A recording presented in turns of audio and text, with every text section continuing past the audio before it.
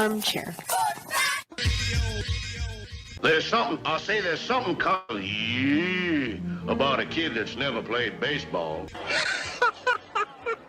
You can't drink like me, you can't smoke like me.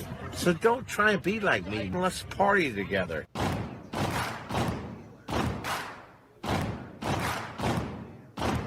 Baseball is a beautiful thing. It's more beautiful in an old park. It's asymmetrical and quirky. But even in a dome with artificial turf, it's beautiful. The way the field fans out, the choreography of the sport, the pace and rhythm of it, the fact that that pace and rhythm allows for conversation and reflection and opinion and comparison. In right field, the crowd is tormenting Strawberries, singing Darryl, Darryl. Little roller up along first, behind the man. It gets through Buckner. Here comes Knight, and the Mets win. And there's a fly ball deep to left.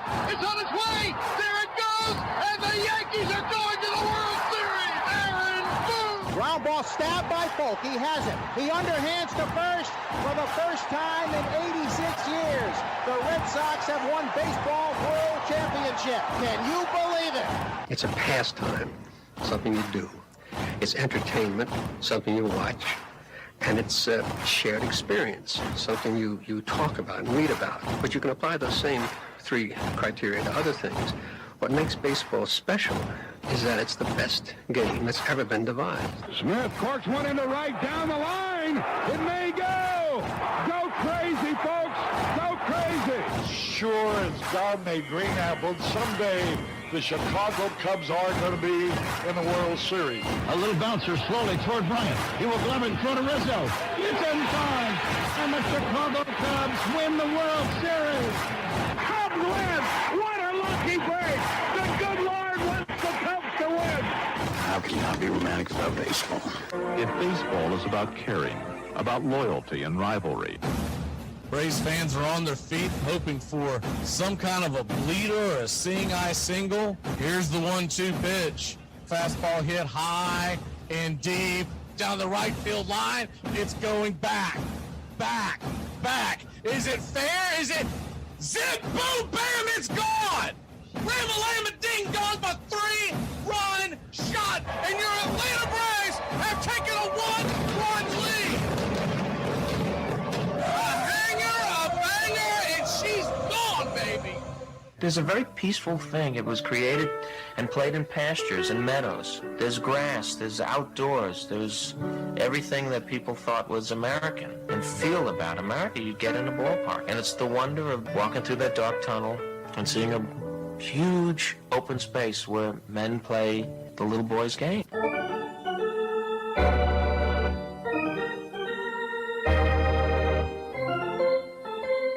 I believe in the Church of Baseball. I've tried all the major religions and most of the minor ones. I know things. For instance, there are 108 beads in a Catholic rosary and there are 108 stitches in a baseball. I prefer metaphysics to theology. You see, there's no guilt in baseball, and it's never boring. It's a long season and you gotta trust it. I've tried them all, I really have. And the only church that truly feeds the soul day in, day out is the Church of Baseball. Touch 'em all, Joe! You'll never hit a bigger home run in your life! High fly ball into right field. She is gone! Swung line drive left field. One run is in. Here comes Reed. Here's the front of the plate. He is safe. You're in Braves country. If there's a bigger thing going on right now, I don't know what it is. We're down to one strike here. Gurriel, the last hope for the Houston Astros. Here's the 0-2 pitch. Swung on, bounced over to Dansby. Dansby fires it over to Fuss. And here comes the dog pile. Fire the cannons in the battery. Do the chop all throughout Braves country. Pop that top. Your Atlanta Braves have won it all. Here's a list of the players we'll be inviting to camp. I never heard of half of these guys. And the ones I do know are way past their prime. Most of these guys never had a prime. This guy here is dead. Cross him off, then. The local press seems to think we'd save everyone a lot of time and trouble if we just went out and shot ourselves. We got uniforms and everything. You know, you might think about taking Jesus Christ as your savior instead of fooling around with all this stuff. I like him very much, but he no help with curveball. You trying to say Jesus Christ can't hit a curveball?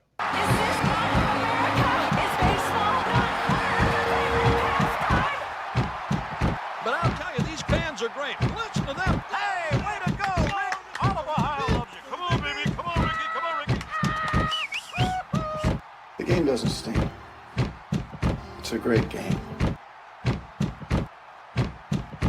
You know, one of the best things about being an ex-big leaguer is getting freebies to the game. Call the front office, bingo. And once these fans recognize me, I probably won't even have to pay for my life here. Down in front! I love them. Good seats, huh? You're in the wrong seat, buddy. Come on. Oh, I must be in the front row. Come on. Ladies and gentlemen, welcome. We direct your attention now to home plate. Please remain standing. We call your attention to our fans here today. They will be jointly directed. And now, another fixture. Our national anthem. Oh, say can you see by the dawn's early light what so proudly we hailed at the twilight's last gleaming, whose what stripes and bright stars through the perilous fight o'er the ramparts we watched were so gallantly streaming, and the rockets' red glare, the bombs bursting in air, gave proof through the night that our flag was still there. Oh, say does that star-spangled banner yet wave o'er the land of the free and the home of the brave? At this time, ladies and gentlemen, we'd like to introduce today's teams as participants in this historic game. Play ball! Good seats, hey, buddy? He missed the tag! He missed the tag!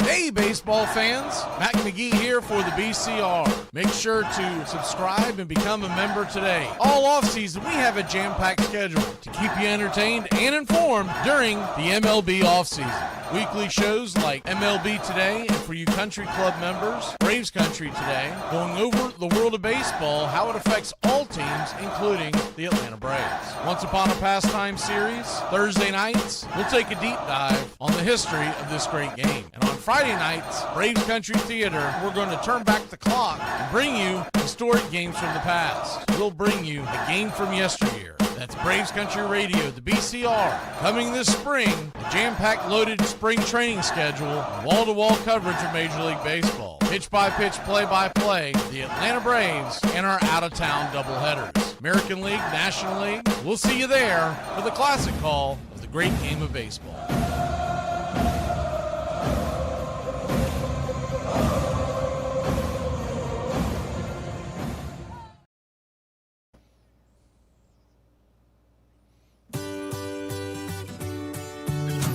Hey, Braves Country, Mac McGee here for American Rebel Beer.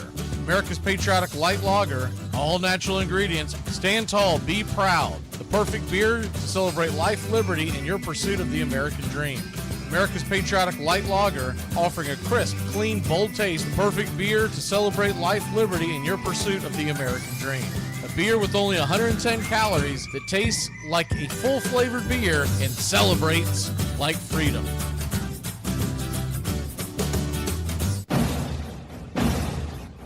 Hey, Braves Country, this is Mac McGee with Braves Country Radio. We are bringing you pitch by pitch, play-by-play of your Atlanta Braves all year long. Join the Country Club today. Help support Braves Country Radio. Join the Country Club today. It helps us bring you more of the game we all love. Braves Country Radio, your home for the classic call of Braves Country Baseball.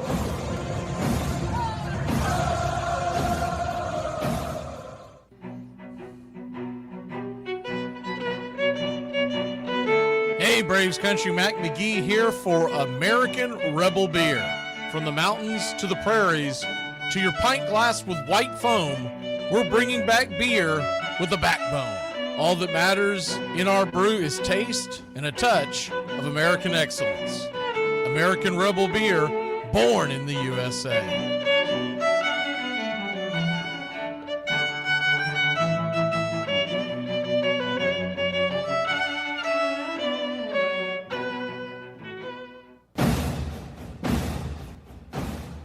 Ladies and gentlemen, we interrupt our program of dance music to bring you a special bulletin from the radio news. Sit quietly and we will control all that you see and hear. There is nothing wrong. You are about to participate in a great adventure. You are about to experience the awe and mystery. You unlock this door with the key of imagination.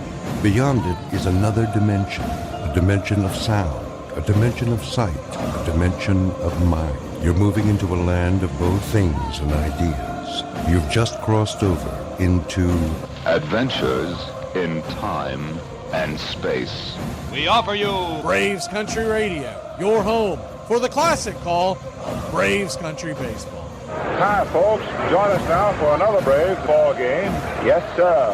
This is the one we've been waiting for. This is it. This makes you feel like it's spring and baseball, no more measles, and free tickets to the circus. You're in Braves Country.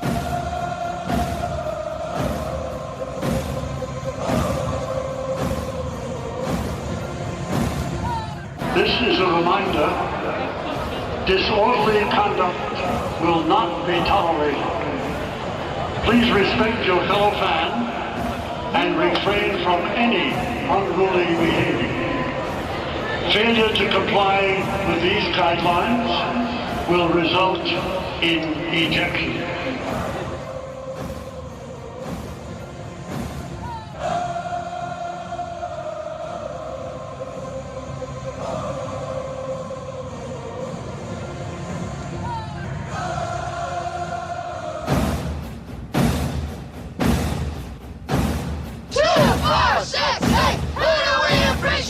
You're in Braves Country.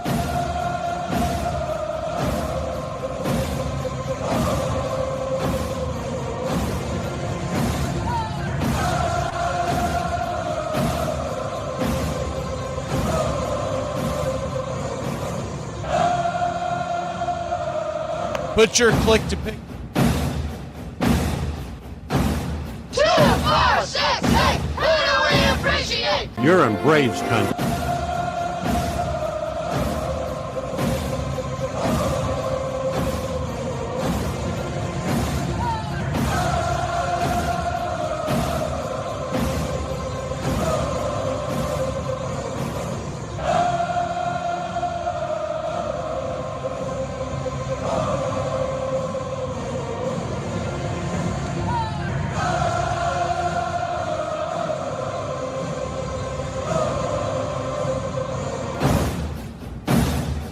Get this bus moving. Stop. Come back. Too late.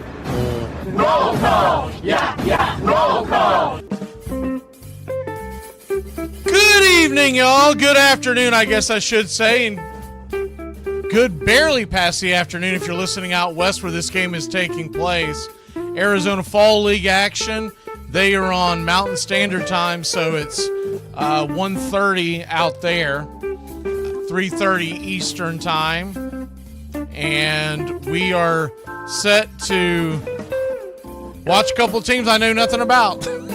But I thought it was a good thing to bring to y'all. They moved it to Friday afternoon. Originally it was supposed to be a night game, I believe, and they ended up changing it because of inclement weather that's expected in the area this evening. So the game is going to be at... Originally, what they were supposed to be doing is they were supposed to be doing a doubleheader today, and and then the championship game, I believe, was supposed to be on Saturday. And when I found out I was coming back a little early, I decided I was going to do the Friday afternoon game. Well, that quickly got changed. Long story short, now the Friday afternoon game is the championship game. Good to see you, Richard Talley in the club. John in the club. We've got Uncle Charlie in the club. As was good to see you. Who else do we have in here? I know this was kind of an impromptu kind of pop-up show, but got back in time yesterday to realize that we were going to be able to do it. PETA, we've all missed you too, PETA. Let's see, John, Iron Lung, good to see you.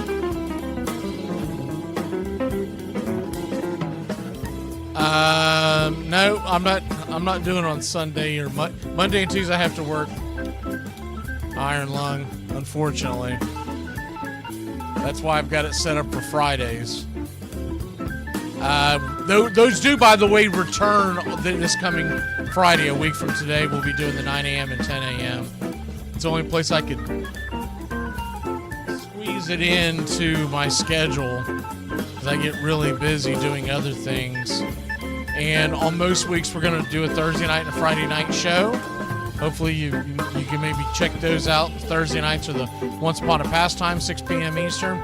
On 6 p.m. Eastern on Friday, we're doing, that's just for the country club, we're doing the Braves Country Theater. We did put up a Braves Country Theater new link for next Friday. We are grabbing a game from the 1980s. I don't even know the exact date. We just found it.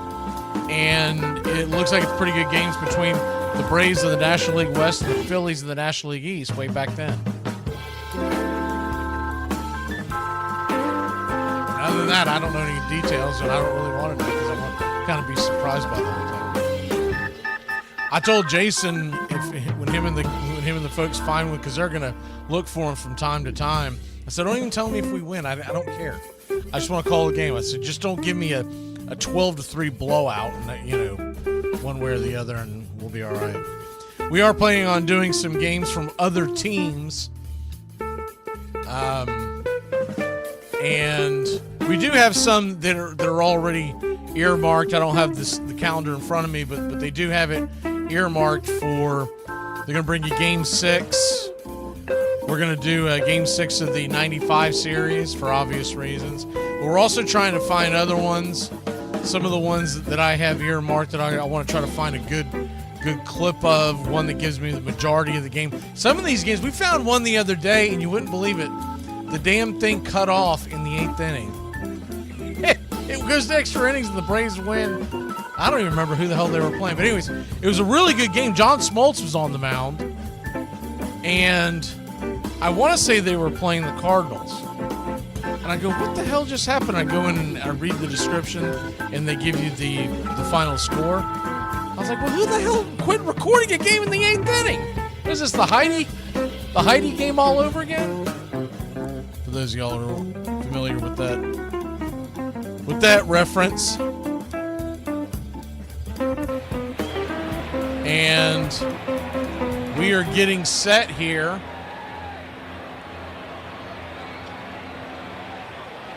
And you got the Peoria Javelinas. Their starting lineup is Bradfield, Balcazar, Farmelo, Dano, Collier, Anderson, Pagliarini, I'm going to call him Pags, and Winokur and Ryan Jackson. And we'll just kind of go through this as we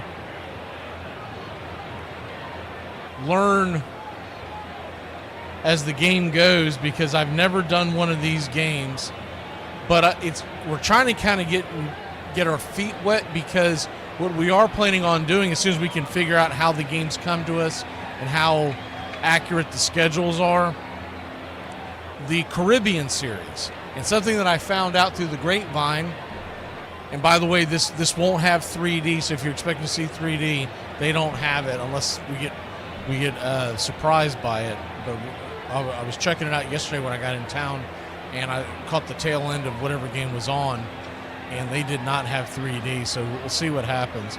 And I would expect that their scoreboard's going to be a touch in front of me, but there's nothing I can do about that. But what we found out with the Caribbean series, nobody's doing an English-speaking version, so we're going to do it. We're going to try to do as many as we can, but I have to wait for this season to get started, which I believe is in a few weeks, and then just kind of see how it unfolds. I have no idea when they typically play. I remember last year being very confused, not knowing what the schedule was. I think I've kind of unlocked some of the things that they do. They don't do a great job of telling you when the games are coming on ahead of time. So it's one of those things where I'm going to try to do the best that I can, and we're going to try to catch the games when, like, Ronald Acuna Jr. is playing down there and other folks. What I did see yesterday in one of the games, and once again, I do apologize, I don't know who was playing because I was coming through the door from our trip, but we had a Nacho Alvarez sighting. He was playing in one of the games. That was either the All-Star game or it was one of the games yesterday, but Nacho Alvarez, I believe it was actually the All-Star game, but Logan Martin is the starter today, and he's been compared to Jason Marquez. I'm just going to tell you what I see as I see it because I don't know a lot about these guys. I tried to do some research. There's just no great information on any of these guys. And hopefully we can bring it to you to the best of our ability. Enrique Bradfield Jr. from Pembroke Pines, Florida. He's in the Baltimore Orioles system. And this year in the minor leagues, he was in AAA at the end and batted 179. Righty-lefty matchup. And yes, sir, it is baseball time in Arizona. First pitch on the way from Bradfield to Bradfield from Martin. He's high up top for a ball. It's 1-0. The 1-0. Righty-lefty kicks and fires, fouls it back. 1-1. So 1-1 count. Good to see everybody in here. I think I got Richard, but good to see you, as was. I know I got you and Charlie and John. The 1-1 busts him inside, 94 miles an hour. 2-1. I couldn't even get the repertoire of the pitchers, but that's all right. We can pretty much figure it out as it goes. So a 2-1 count. High socks it all, kicks and fires, misses high, ball 3-1.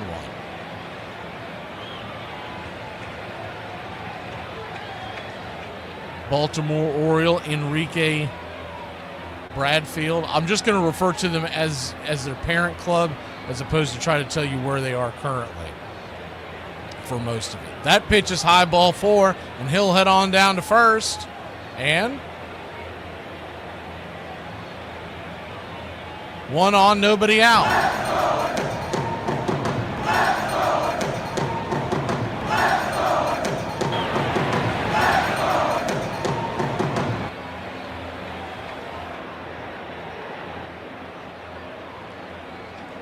One on, nobody out. First pitch on the way. That ball bounces high into the backstop, and Bradfield will head on down to first, and it'll be a wild pitch. Pitch was massively missed the plate, popped out in front of him. Once again, they're sitting on the one knee as they're being taught. You'll see this from top to bottom. Now, if you're wanting to grab the video and follow us along, it is in the MLB TV app, but you have to go fishing for it. 1-0. That ball goes to the backstop. That ball's a wild pitch, and runner makes it down to third with nobody out, at 2-0 count.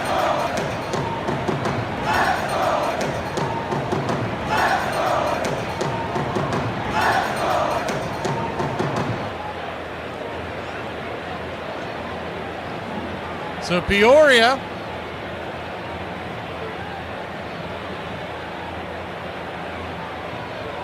runner in scoring position. Once again, this is the championship game of the Arizona Fall League. There is not a series, it's just a one-game championship.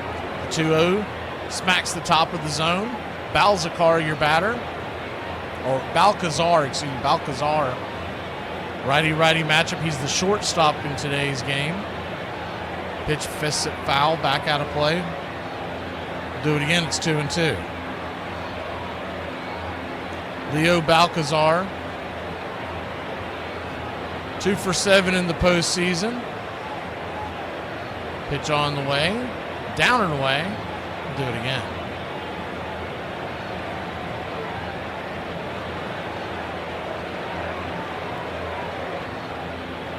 So a full count, runner at third. Here's the pitch. Swing.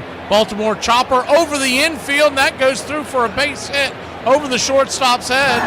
And Peoria takes a 1-0 lead.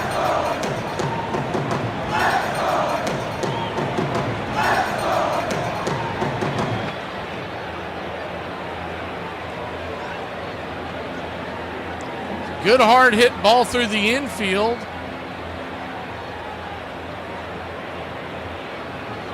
With the infield drawn in, the Cincinnati Red prospect gets the RBI. And runner at first, nobody out. First pitch on the way, inside. Farmello, Johnny Farmello, batting .234 on the year, 2 home runs. 1-0. Pitch misses outside wide, 2-0. I couldn't even find out information on who the umpires were today. And I looked everywhere. 5 minutes before the broadcast, it said it hasn't been announced yet. I was like, wow, that's not a good sign. The 2-0, swing and a miss. 2-1, 96 miles an hour. So Martin's bringing it. Started out the game at about 94.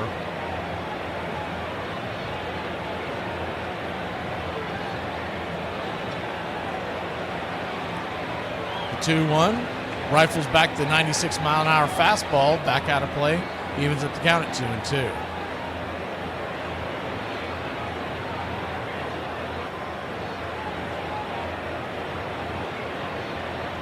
Johnny Farmello, a Seattle Mariner.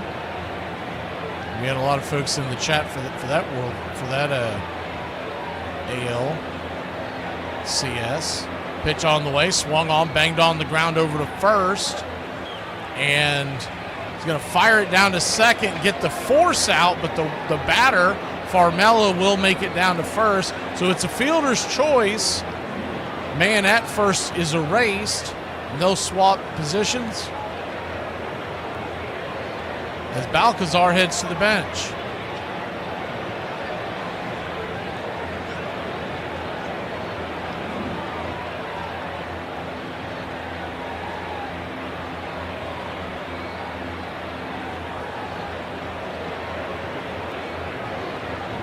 The right-handed batter, Deneau, comes to the plate. First pitch on the way. Down and away for a strike. It's on 1. Alfredo Deneau.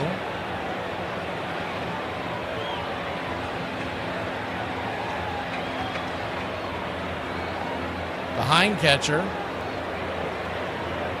takes a wild hack at that pitch, fouls it back. It's 0-2.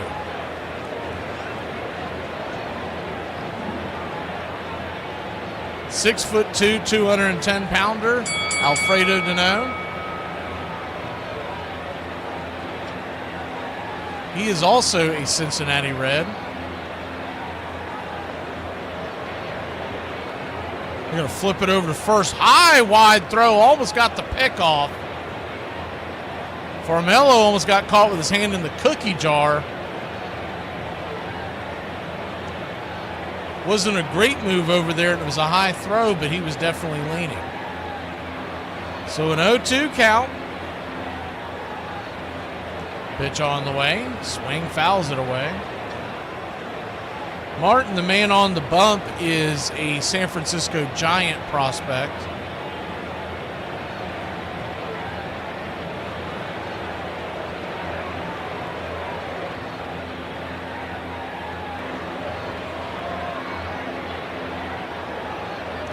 Pitch on the way. Swing, chops it off the plate. Just gets a piece of it to stay alive. We'll do it again. Peoria 1. not 100% sure why they do the abbreviations that they do in the Arizona Fall League. So they don't make a lot of sense, but Peoria is PEJ. Maybe it might be easier just to tell you Javelinas and Cigarros. As that pitch is another wild pitch, and it's going to get away, and the runner will move on down to second, excuse me, from first. Another runner in scoring position with 2 outs.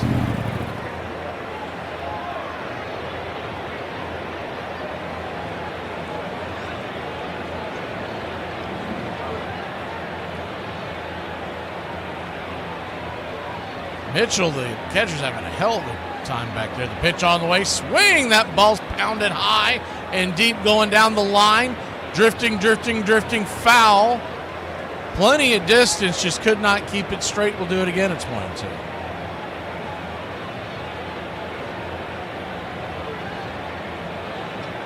You're just joining us. 2 wild pitches and then a Baltimore chopper over the infield led to the first run of the game. After a walk, and that another wild throw to second base. It gets to the outfield, and the runner will make it on down to third base. There are 2 outs, but it now just 90 feet away. And considering what we've seen so far, just a wild pitch away from another run.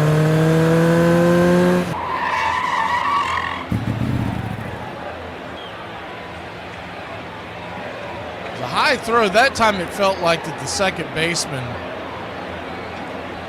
Ray, was a little late getting his glove lifted. The 1-2. Outside wide pitch. I mean wide. Very good job by the catcher back there, Mitchell, to keep the ball from going to the backstop one more time. The 2-2 count. I mean, I can't imagine it's nerves. There's nobody in the stands. They just did a panoramic view. The 2-2. Swing, and did he get him? He did. Strike 3. So 2 down.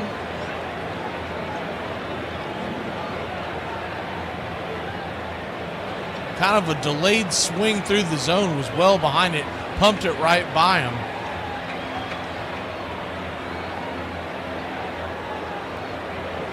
First pitch on the way is swung on and rifled back foul.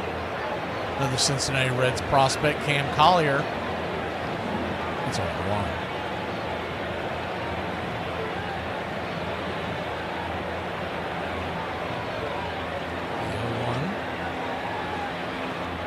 Down and in, Bender. Misses 1-1. 1-1 count.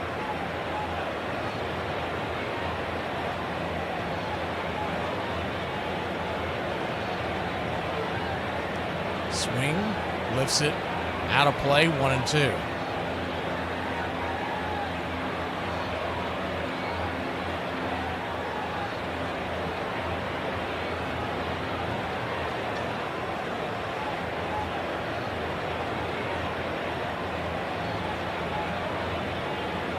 Righty-lefty matchup, open stance from the left side.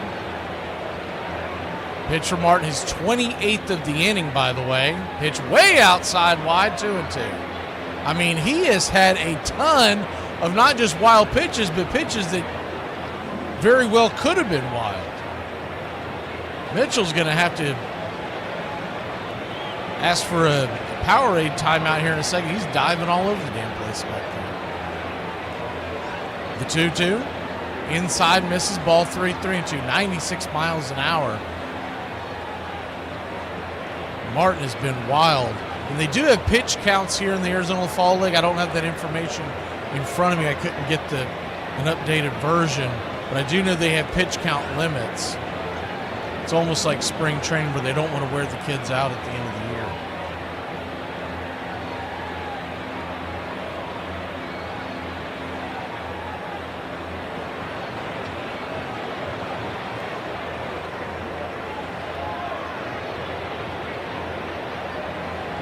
Payoff pitch, swing and a miss, strike 3, blew it right by him, and that will end the inning. So Martin strikes out 2, but he gives up 1 earned. and about 19 wild pitches. We'll be back in a flash. Peoria versus Surprise. 1-0 Peoria when we return.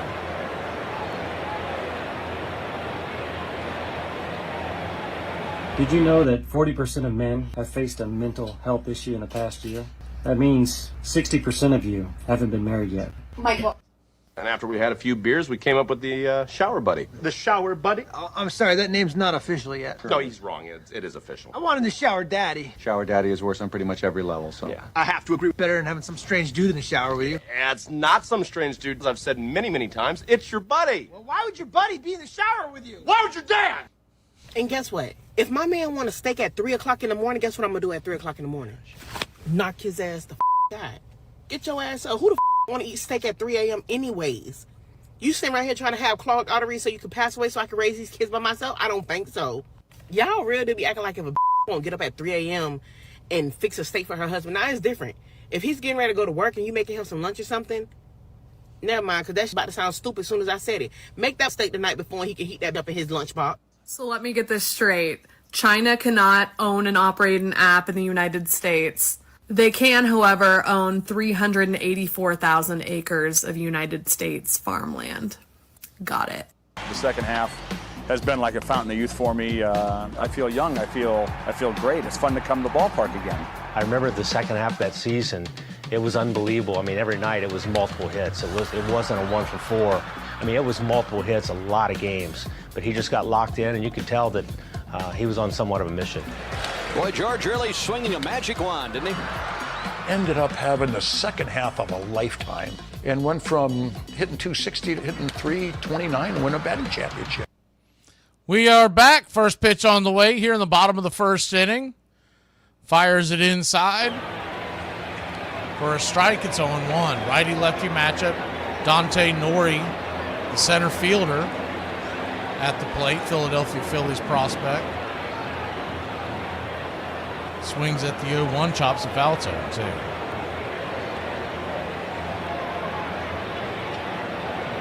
So an 0-2 count.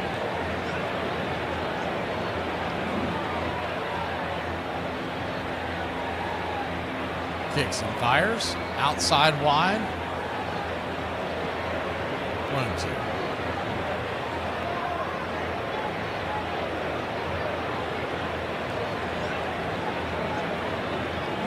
The 1-2 pitch. Swing. Just got a piece of it. Boadas is the pitcher's name, Boadas.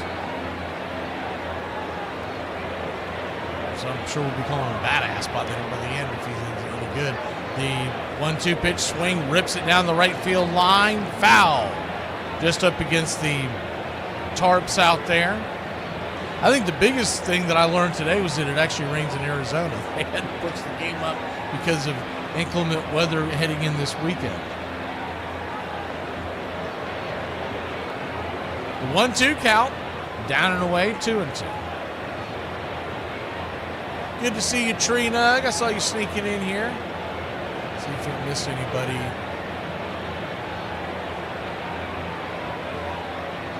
The 2-2, chops it foul. He's making them work, that's for sure. Swing, and probably more because he's in a Philadelphia Phillies jersey. Kind of reminds me of Bobby Abreu at the plate. 2-2 up top, check swing. Did he go around? He did. Strike 3. One away.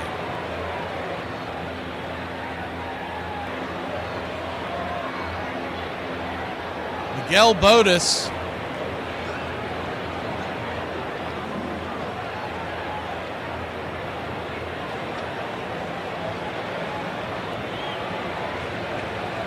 Right-hander fires a 97-mile-an-hour fastball, fouled off inside to Vasquez, Kansas City Royal prospect, the shortstop. Daniel Vasquez. Boadas kicks and fires, down and away. 89-mile-an-hour, looked like the sinker. Miguel Boadas in the Minnesota Twins organization. Kicks and fires, swing and a miss, another good sinker. 1-2.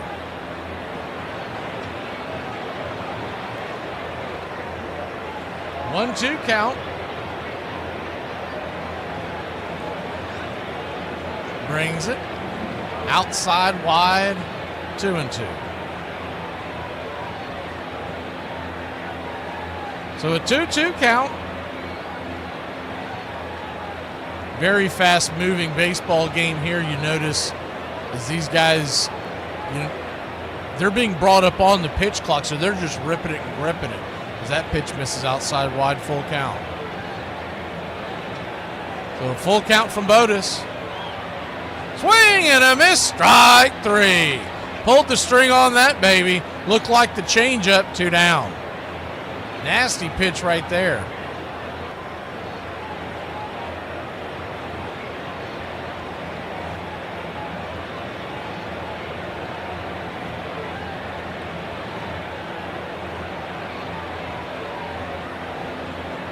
Righty-lefty matchup is Lampy.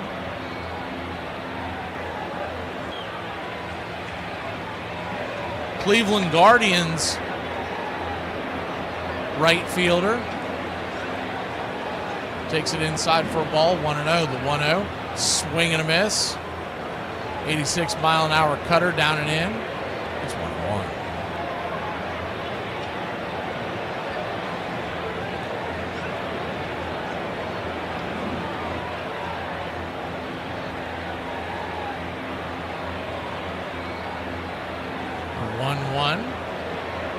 Pitch well down and in. Good take by the Guardian prospect. 2-1.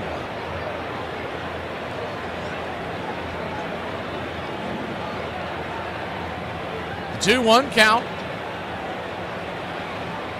Swing and a miss. 2-2.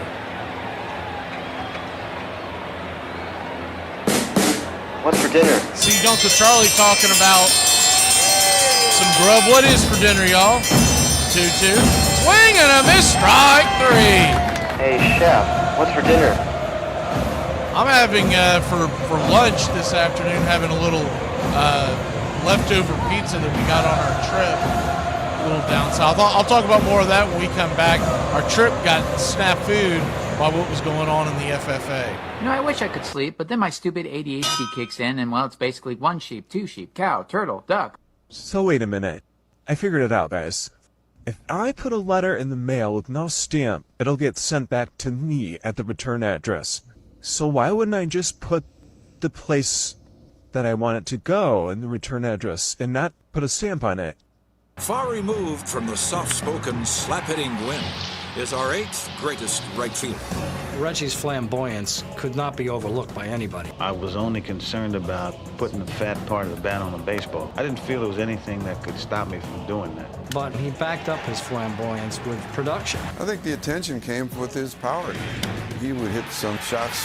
That hit the transformer up there. I mean, they would go places where I've never seen balls hit before. And the bigger the stage, the greater was Reggie's penchant to produce. When the lights were shining the brightest, so too did Reggie. Game number 6 of the 1977 World Series. You can just see before the game, he was kind of chomping at the bit. He knew that this was his moment, and he wasn't going to let it pass. And Reggie seized the moment by hitting not one, not 2, but 3 home runs in a single World Series game. It's a great feeling. Guys like DiMaggio and Mays and Aaron and Clemente, and I can now say that I had one day that was like those guys. Reggie's career numbers are certainly impressive, but when you add in his 18 postseason home runs, 48 RBIs, and 5 World Series rings, well, you can certainly understand why they called him Mr. October. What's up, Braves country? Looking forward to a great Atlanta Braves season. See y'all at the ballpark. Love y'all. Welcome back. Jesus Brokaw, the left-hander, is coming in to pitch. As we start the top of the second inning, surprise is lifted. Martin, who was wild but only gave up 1 run in the first inning. The 0-1 lefty-righty matchup. Ethan Anderson, the batter from the right-hand side, Baltimore Oriole prospect, the first baseman. 1-1 count. Swing, slaps it high, deep into right field, drifting over, and he's going to have to play it off the wall. That ball ricochets off the wall, and Anderson has a stand-up double to start the top of the second inning.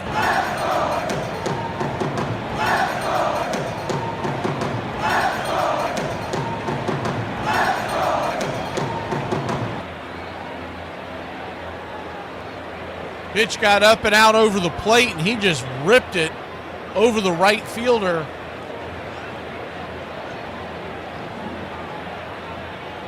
Lampy, and that'll bring Pagliarini. We'll just call him Pags, lefty matchup.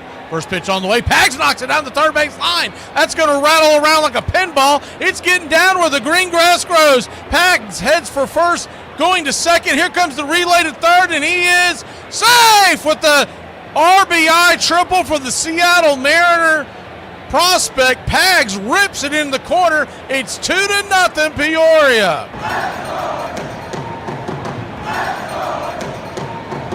And he smoked that ball. A ripper and a gripper.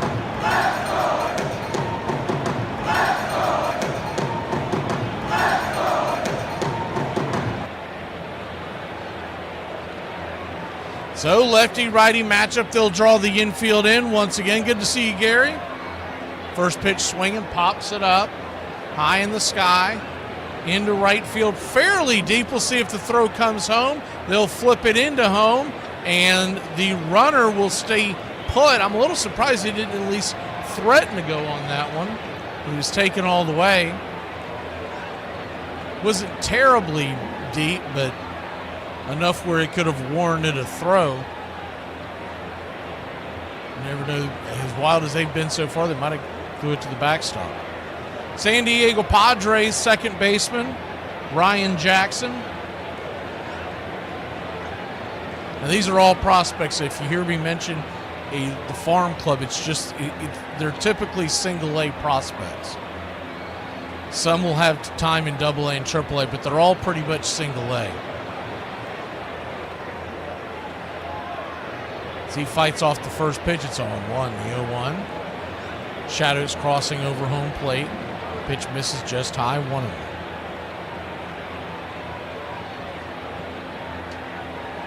Peoria Javelinas, we'll call them the Javies, lead it 2-0 over Surprise. As the pitch misses down and in, 2-0. They are the Surprise. So Juarez, we'll call them the Sags. So the Javies versus the Sags, the 2-1. Just misses high. 3-1.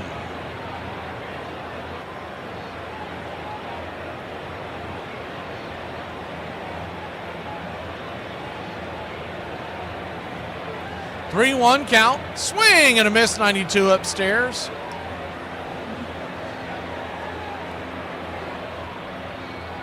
Southpaw doesn't appear to have a lot of velocity, but it does come out of his hand pretty fast.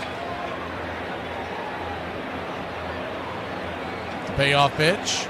Swing and a miss, strike 3. I think he was having a hard time picking it up coming out of his hand. Off that release, I don't know if the shadows are playing any kind of a factor in that, but it is 2 down. So a big second out because now the infield can move back.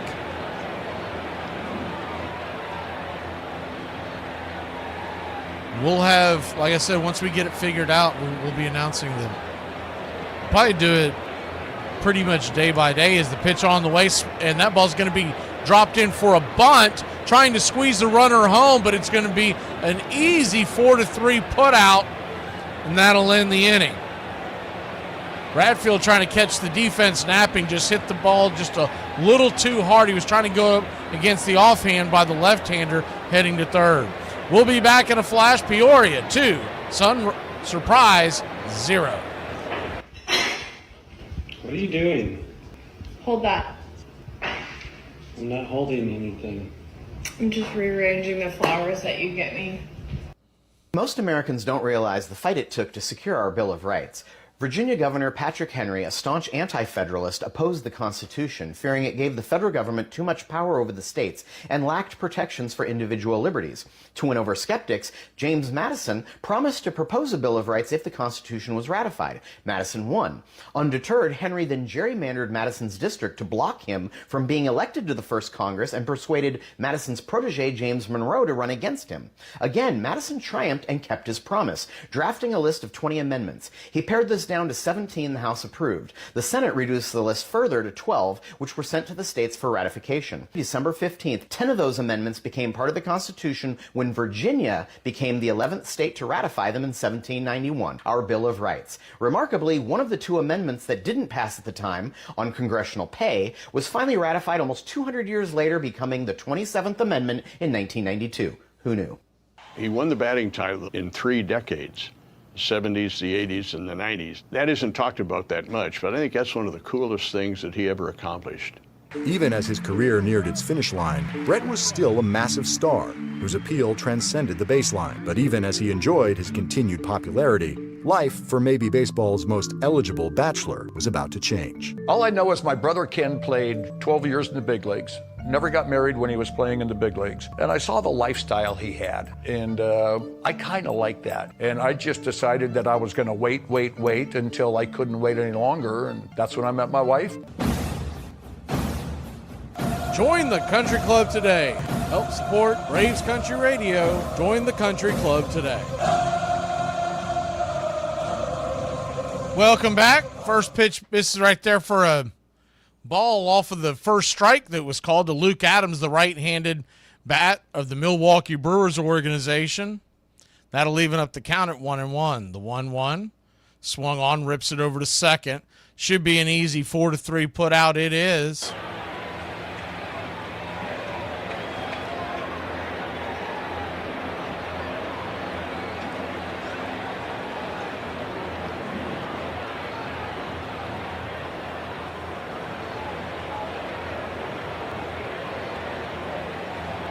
Peoria 2, surprise nothing, heading to the bottom of the second inning, 1 out.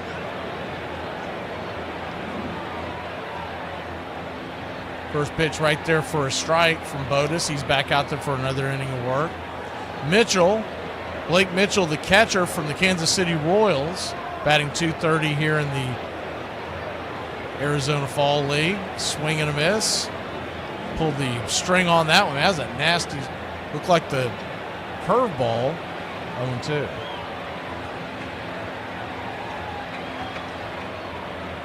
(0-2) count.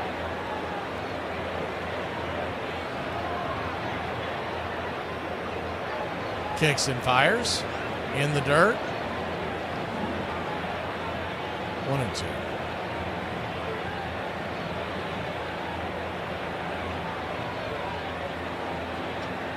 And 1-2. Swing, fouls it away. We'll do it again.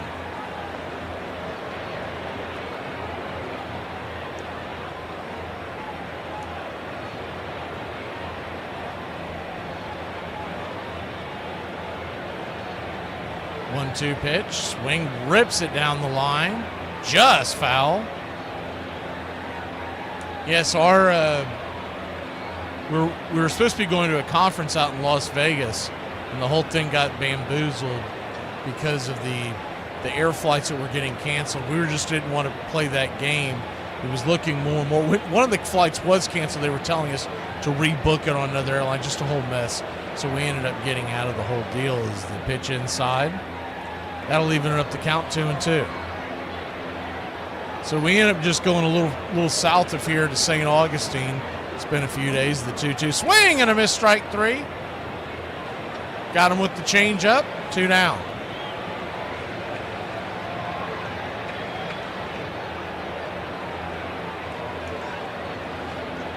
And we still had a good time. I mean, it was disappointing that we didn't get to go to our original destination of Vegas, but it's been a while since I've been down to St. Augustine. I had good food down there. Very good nightlife. Dylan Campbell, the batter, Philadelphia Philly. He stands in at 0-1 after the swing and a miss. The 0-1 swung on. That ball gets dropped into right field. That's down for a base hit. 1 on, 2 outs for Surprise.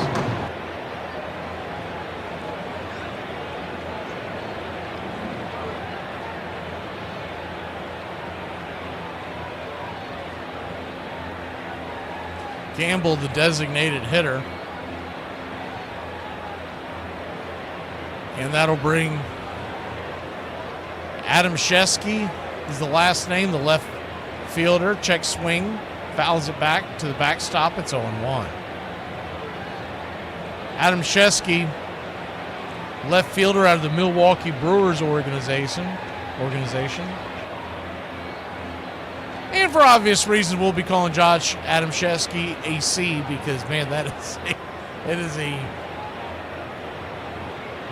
word jumble of the last name. It goes from rainbows from back to back as the 0-1 pitch is swung on, and that ball is going to get hit up the middle. A little worm burner, and the Surprise sags. Have runners on first and second and only 2 out.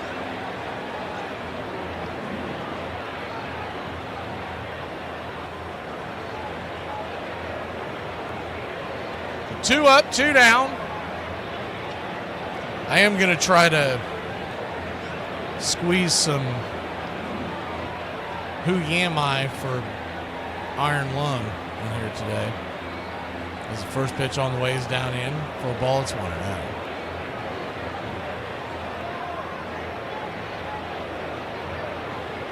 1-0. Well, the GM meeting's just wrapped up, Gary. That's why there hasn't been a lot of movement. Kicks and fires, swing, whips it down the line, and that's going to be an easy G3 in your scorecard. Step it on the back, and that'll end the inning. So Surprise threatens but can't get it done. We'll be back in a flash. Balcazar, Farmello, and Deneau lead us off when we return.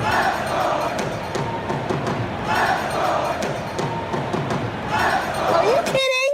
That's unfair. She made those. I need to calm down. Everything's fine. I'm an adult. There is a lot of people who believe that Nolan Ryan is overrated. I'm here to tell you he's not. I'll prove it. He reached double digits in wins in 20 of his 27 seasons. As he got older, he got stronger. In the 7 seasons after he turned 40, he had a 3.33 ERA. In 8 different seasons, he had double digits in complete games. His 61 career shutouts rank 7th all time. For the people that say he didn't have a Cy Young, look back at his 1973 season. Although Palmer and Ryan had similar stats, Ryan also had 2 no-hitters that season and broke the record for the all-time strikeouts in a season. His strikeout record will never be broken, not only because of innings limits and pitch counts, but also because I don't see any pitcher pitching at a high level for 27 or more seasons. He holds the all-time record for lowest hits per 9. From 1973 to 1991, there were 300 games in which a pitcher went 9 or more innings and allowed 2 or fewer hits. Nolan Ryan accounted for 26 of them. Not only did he throw 7 no-hitters, he also had 12 one-hitters and 18 two-hitters. Randy Johnson wouldn't be able to break Nolan Ryan's strikeout record even if he played for another 4 years and averaged 200 strikeouts per season when he retired. At one point in his career, he threw a remarkable 235 pitches in a game that went 15 innings. He struck out twice as many as he walked. He averaged 103 walks per season, or 3.5 walks.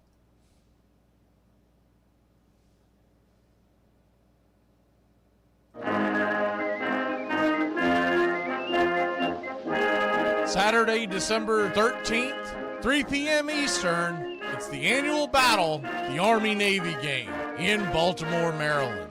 Braves Country Radio will bring it to you live from coast to coast and around the globe. A salute to all the men and women who have served and continue to serve this great nation.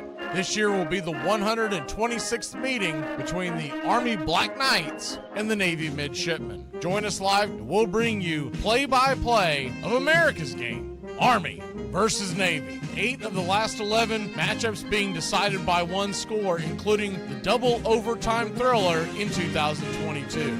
It's Army-Navy.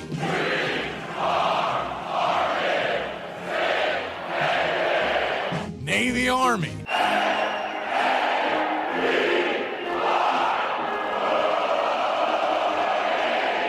America's game, heard around the world. Welcome back. Top of the 3rd inning, 2-0 your score. Got a 1-2 count on Balcazar. Infield is back into the left. Lefty-righty matchup as Broca goes back to work, and the pitch on the way. Caught, looking strike 3. He got caught watching the paint dry. Now they do want to. Now the one thing that the Arizona Fall League does have is that they have a system, the ABS system set up, and they want to challenge us. It does look like it touched the bottom of the zone, and the strikeout is confirmed. So you can already see that there is going to be some strategy involved in this, and remember, it's coming next year. The ABS, so it only has to be a part of the ball, any part of the ball that touches the zone is a strike, right? And he just cost his team a challenge, and could that challenge be important later in the game? Lefty-lefty matchup, Farmelo, the Seattle Mariner, takes it up top for a ball. It's 1-0. 1-0. Farmelo. Once again taking it. Ball 2-2. So a 2-0 count. The right fielder in the Mariner organization takes one across the letters. 2-1. That pitch actually looked like it was out of the zone, but he can't really challenge it. You only get 2, and because the hitter before him wasted one in the 3rd inning as the pitch is swing and a miss, 2-2. Time is called by Farmelo. We're going to see it evolve over the year, but I got to figure there's going to be some kind of a rule with each club, and I would tend to think one of the biggest things would be you need to save at least one for later in the game. The 2-2 misses outside, 3-2. Now it goes both ways. A pitcher, a catcher, or batter, any of them can dispute the call, but they cannot get any help from the dugout. The payoff pitch misses outside, ball 4. So he'll head on down to first, and I just cannot wait for the first cheating scandal we get off of this ABS system. Somebody's going to have some device in their ear telling them challenge that ball, and they're going to get busted. It's just bound to happen. First pitch on the way, swing, and saws it off foul. It's on 1. You would think you could probably bury something into a batter's helmet or a catcher's helmet, and it would have a light vibration to let you know, but it's got to be very light, because if the umpire hears it, the gig's going to be up. I guess you could possibly hide the device somewhere in your uniform, but if it's sitting in your back pocket, you may or may not feel it. Pickoff attempt, second time, throws it down to first, and looks like they're going to get Farmelo with his hand in the cookie jar. He took off running and wasn't a very good jump to begin with. Pickoff throw was relayed down to second base. Good tag on the foot, and quickly 2 away. Lefty-righty matchup. The shadows are now over home plate as the 0-1 foul back from Dano. 0-2. Catching prospect for the Cincinnati Reds. I'll tell you one thing about this kid for the Reds, the catcher here. Done a pretty good job behind the plate, but he has got a nice swing. The 0-2 caught looking strike 3, and he wants to challenge it. I have not had a chance to look at all their different rules and regulations in the Arizona Fall League, but this is the second time that they have challenged a pitch, and that ball is right down the pipe. Terrible challenge. But that'll end the inning. They've lost 2 challenges. I don't think they get another one, but we'll see what happens. We'll be back in a flash. It's 2-0 here in Arizona Fall League. Bonus coverage. Yo. Hey, I got some news, bro. Katie is no longer my girlfriend. Oh, thank God. I hated that. What the Jeff? I was gonna say she's not my girlfriend, man. She's my fiance. Hi, Katie. Congrats, guys. Armchair.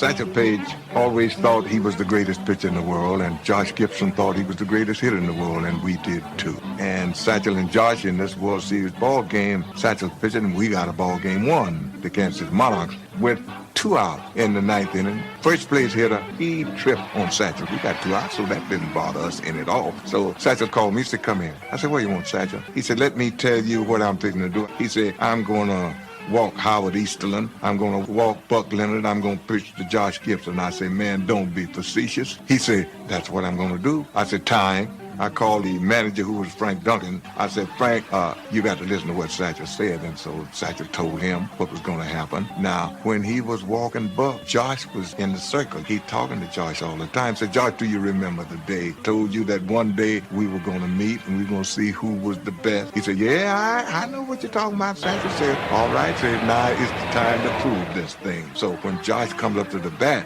listen, let me tell you what this man did. He said, now I'm ready. So I'm going to throw you some fastball. I'm going to throw you a fastball, belt high, boom, strike 1. Josh didn't move the bat. He said, now I'm going to show you another fastball, boom, strike 2. He said, now, Josh, I've got you 2 strikes and no balls. You know, in this situation, I'm supposed to knock you down, you know, brush your back. He said, but I'm not going to throw you. Welcome back. Happy Veterans Day to all. We were not on the air. We were out of town when that took place. We did put a post up, but did want to tell all the men and women serving overseas and the veterans. So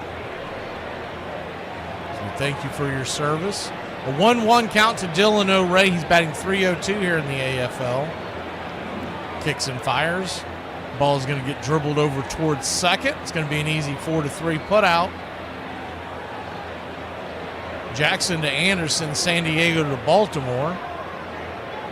1 away.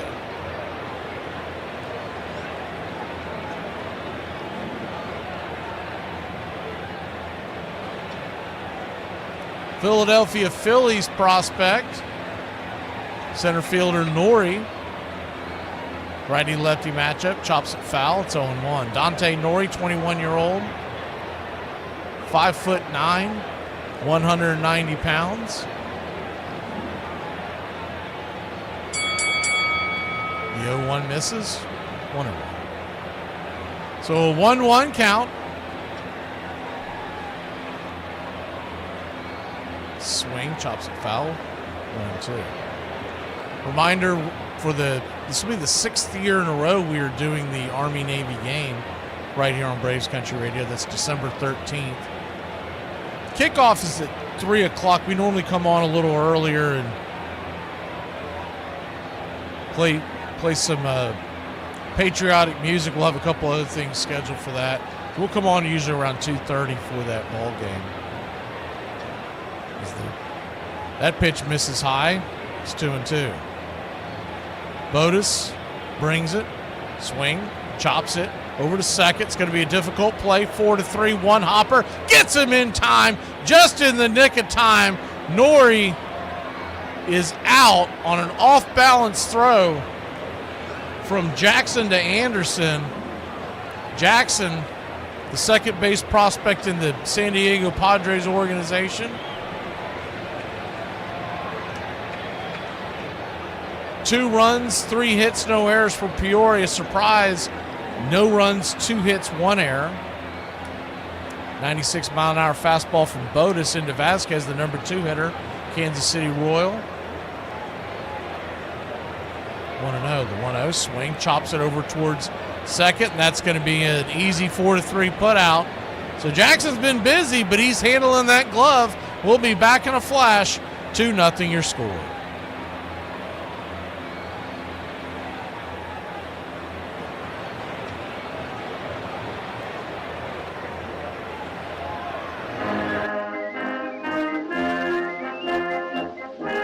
Saturday, December 13th, 3 p.m. Eastern, it's the annual battle, the Army-Navy game in Baltimore, Maryland. Braves Country Radio will bring it to you live from coast to coast and around the globe. A salute to all the men and women who have served and continue to serve this great nation. This year will be the 126th meeting between the Army Black Knights and the Navy Midshipmen. Join us live and we'll bring you play-by-play of America's game, Army versus Navy. 8 of the last 11 matchups being decided by one score, including the double overtime thriller in 2022. It's Army-Navy.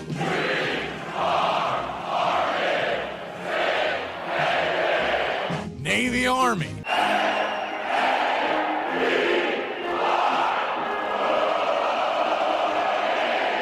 America's game, heard around the world.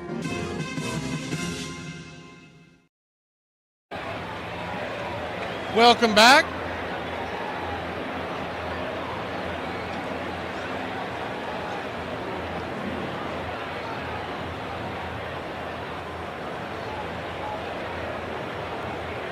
Two to nothing, your score. Peoria leads Surprise. We have put emojis in for the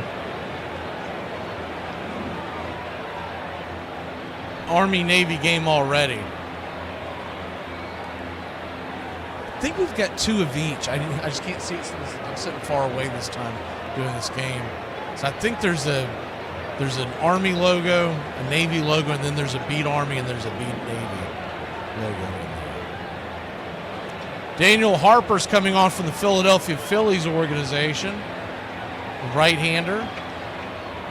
Fires the first pitch. Swung on and fouled back out of play. It's 0-1 righty-lefty matchup. Cincinnati Red Cam Collier, the designated hitter. Open stance from the left side. The pitch inside misses. Now the shadow is completely covering home plate. So if you're the batter, you're standing in very shaded area and the pitcher is still in the sunshine. It's the 1-1.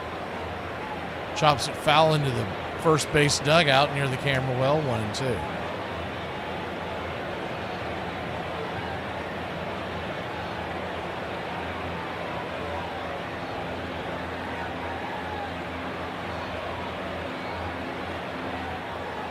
One-two count.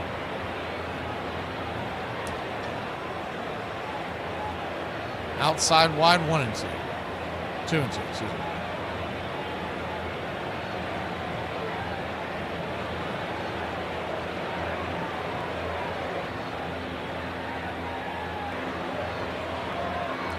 Pitch on the way, swung on, popped up back behind home plate. Waiting for it to come down is Mitchell, the Kansas City Royal backstop. He'll make the catch. F2 in your scorecard. 1 away. I think I may not have changed the name of it. I need to change the name of it for one of them because it looks like it's coming up as O Canada still. That was back when we had the Blue Jays in the series. We'll get that fixed before the game, that's for sure. First pitch on the way to Anderson. Righty-lefty matchup is right down the pipe for a strike. It's 0-1. Ethan Anderson, Baltimore Oriole prospect for Peoria. Takes the pitch up top, 1-1. We're here in the top of the 4th inning. It's 2-0 Peoria over Surprise. 2 runs, 3 hits, no errors for the Hobbies. No runs, 2 hits, 1 error for the Sags.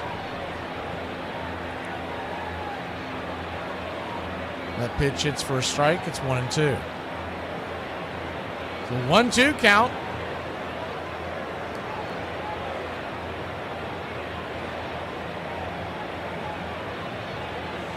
Anderson, the first baseman, takes it inside, down and in, 2-2.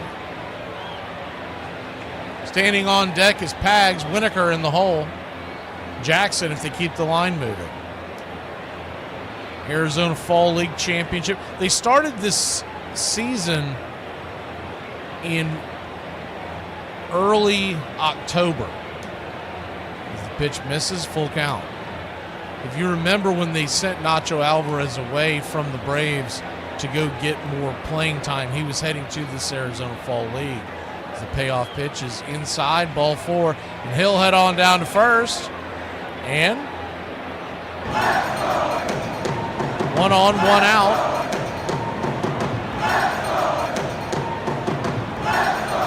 Harper, the right-hander for the Phillies. You wonder if the left-handed bat of Harper's still going to be a Philly by opening day after all that transpired with his general manager. I still can't believe they did that. He shot his mouth off like that. But his star player, doesn't matter if he had a great year or not. It's Charlie Pags takes first pitch, first strike, 0-1. The 0-1 brings it. Just misses down and away, 1-1. 1-1 count.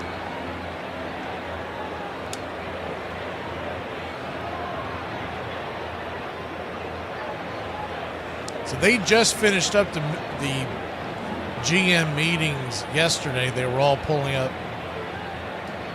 and taking off, heading home. And then the winter meetings begin first Sunday of December.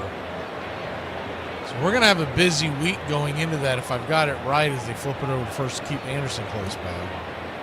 I have to double check that, but I believe it's the week right before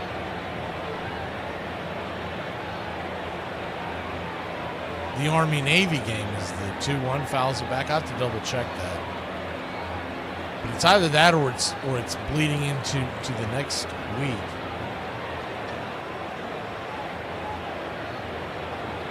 We'll be doing a lot of coverage on those winter meetings because usually a lot of news breaks during that. We're doing the pop-ups. We're always going to bring you the Friday shows, but the pop-ups will be coming as big news breaks.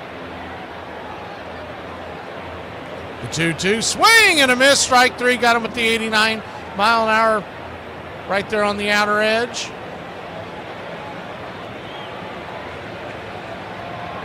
Two down. Good pitcher on the outside, swing and a miss. Like I said a second ago, they're really fighting those shadows.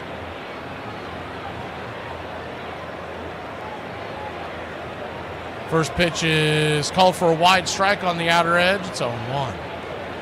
So the winter I was right on that. Winter meetings are December 8th to the 11th. So expect a ton of shows on those days. The pitch on the way, swing and a miss. It's 0-2. 0-2 count. They're going to do the draft lottery on December 9th.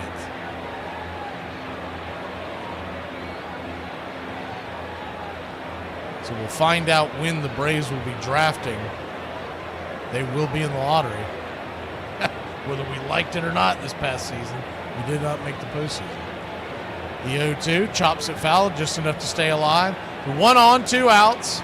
Infield back and to the left. Winokur, the Minnesota Twin third base prospect.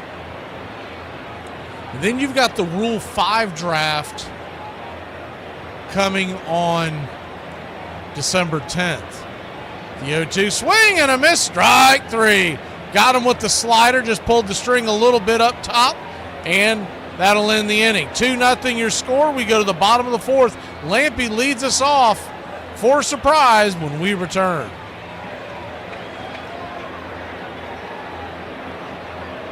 You know, I'll never make fun of socially awkward men because I, too, am socially awkward around girls for some reason. Like, I don't know what it is. Like, I want to be your friend so bad that my brain just, like, locks up. Like, today, this girl, I was like, you're so pretty. She's like, oh, my God, you are, too. And I was like, wow, she's, like, really nice. And then I was just so happy thinking about it, and I just wasn't thinking. And I took out a curb pulling out of the gas station, and I skimmed up the side of a stop sign. Pro-marriage tip. When your wife makes you something to eat and it's not that good, just explain to her in detail how your mother would make it, and then she'll strive to be more like your mom, and that way you can train her well. That it was kind of dry. Dad, can you help me with that? Your mother already told you what to do. This is just your DMV paperwork in your car. Send them the money without all the forms? No, the forms, you have to send the forms. It's like going to the bathroom. The job's not done till the paperwork's finished. One is baseball, and the other is opera. Fortunately enough, they fall in different seasons. Opera is in the winter and baseball is in the summer. And people ask me, how can you like both? They are different. And I say, oh no, they are exactly the same thing. Opera is an epiphanic art. Now, you go to a baseball game and observe what happens in a baseball game many times. The pitcher has a ball, and then suddenly he hits the ball, and that is the epiphany. It's a show forth. Everything comes at that time. It's a moment of great action, and I find the similarity right there. So for me, I say this, when I retired, I would get a part-time job in a baseball stadium in the summer and then in an opera house in the winter, and that'd be heaven for me.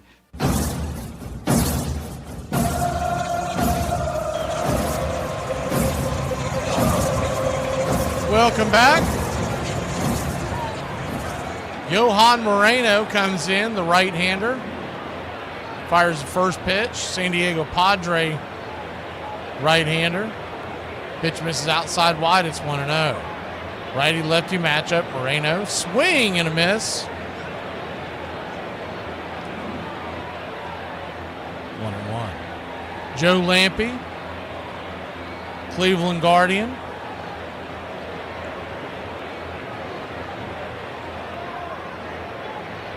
Pitch on the outside corner, called for a strike. 1-2. I believe he just challenged as well. One thing you should like about the ABS system, it's quick. You'll notice it. You notice it in the spring. They just call upstairs and they go, hey, it looks like this one's going to get overturned, so that is a ball. So it'll be 2-1, not 1-2. So you see it working. That was about 2 inches off the plate, the 2-1 pitch. Down and in, 3-1. I think the biggest adjustment you're going to get is the MLB umpires and their ego getting ruffled. It'll take them very quick to get over it, but they're going to get ruffled when they get questioned, and they're just not used to it.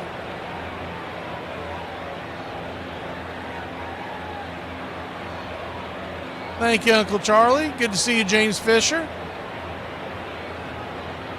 The 3-2 pitch, payoff pitch coming. Swing and a miss. Strike 3. Got him with the nasty. He's got a nasty change. I remember seeing him in the spring last year. He is devastating.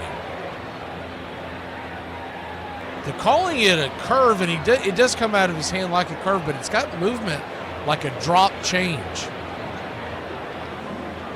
First pitch on the way. Bangs right there for a strike. It's 0-1. This one's going to get challenged by Adams.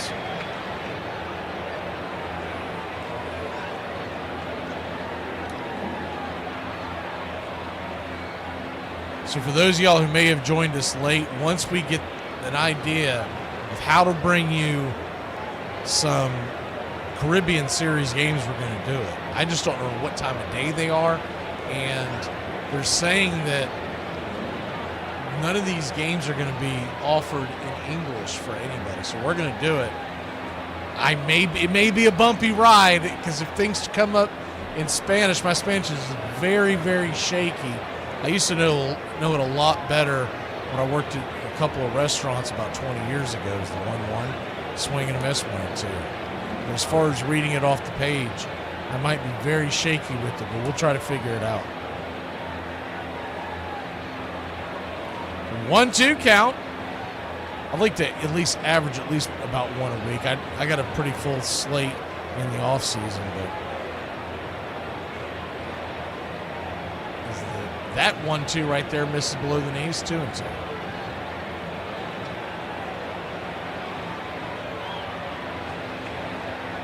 So 2-2 count. In the dirt. Another full count for Moreno. I think if he can sharpen up that drop change that he's working with there, if he can get it just a little tighter, he's going to be a really tough customer coming out of the bullpen. They're giving the catcher Deneau a second to recover. He got a ball banged off his, I believe, his left arm. We're back to work, the payoff pitch. And that's inside ball 4. And he'll head on down to first. Surprise trailing by 2. So the tying run comes to home plate.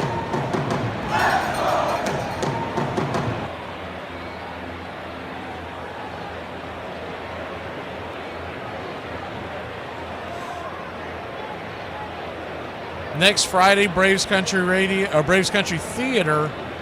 Next Friday night, 6 o'clock Eastern, we're going to be bringing you the Braves versus Phillies. We found a game in the 1980s we're going to bring to you. Blake Mitchell takes the first pitch down and away for a strike. It's 0-1. Righty-lefty matchup. The 0-1. Way outside, bounces off the glove of Deneau, and the runner was going. That was perfectly timed. He had no chance. And he'll head on down to second into scoring position. And a single now can cut this lead in half. That was way outside.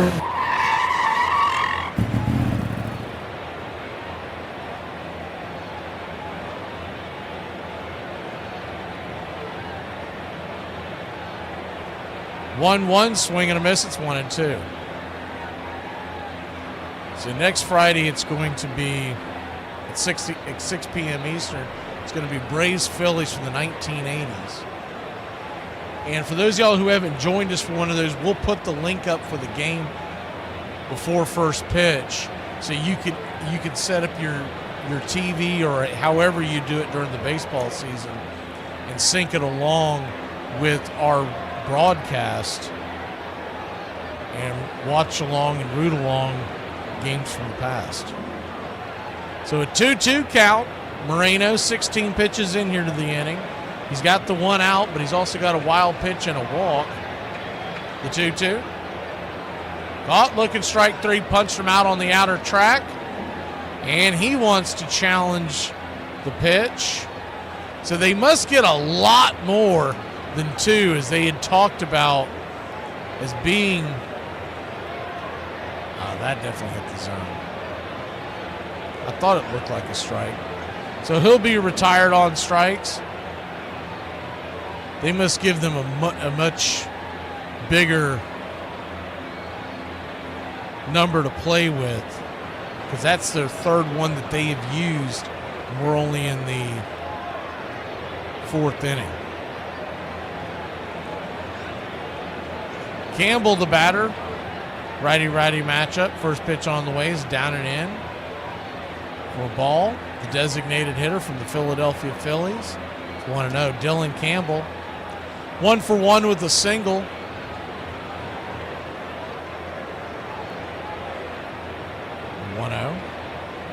Inside ball, 2-2.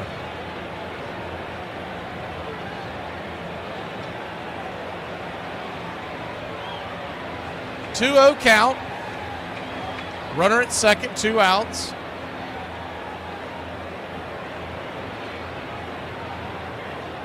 Kicks and fires. Pitch misses below the zone. 3-0.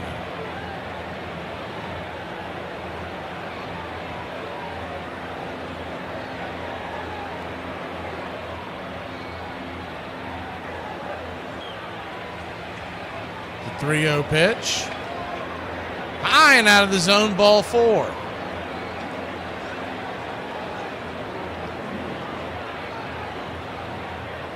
So he'll head on down to first.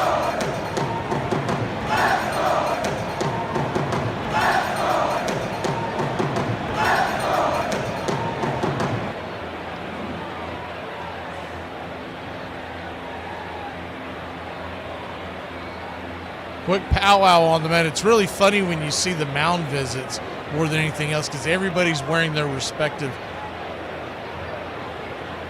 jersey from, not from their minor league team, but they wear the jersey from whatever parent club they have. So you've got Padres and Yankees and Twins all standing on the same mound.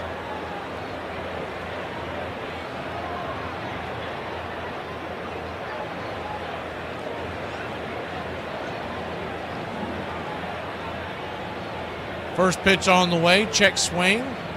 AC, did he go around? He did. It's 0-1.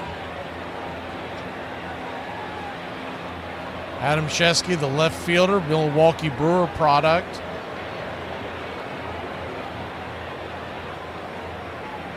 The 0-1.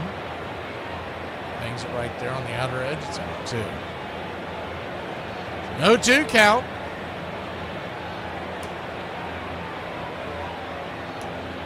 Usually on the winter meetings, unless absolutely nothing happens, you could expect that Monday, Tuesday, Wednesday for us to have a show a day. And I'm going to try to make it pretty consistent on what time it is so everyone doesn't get confused on it.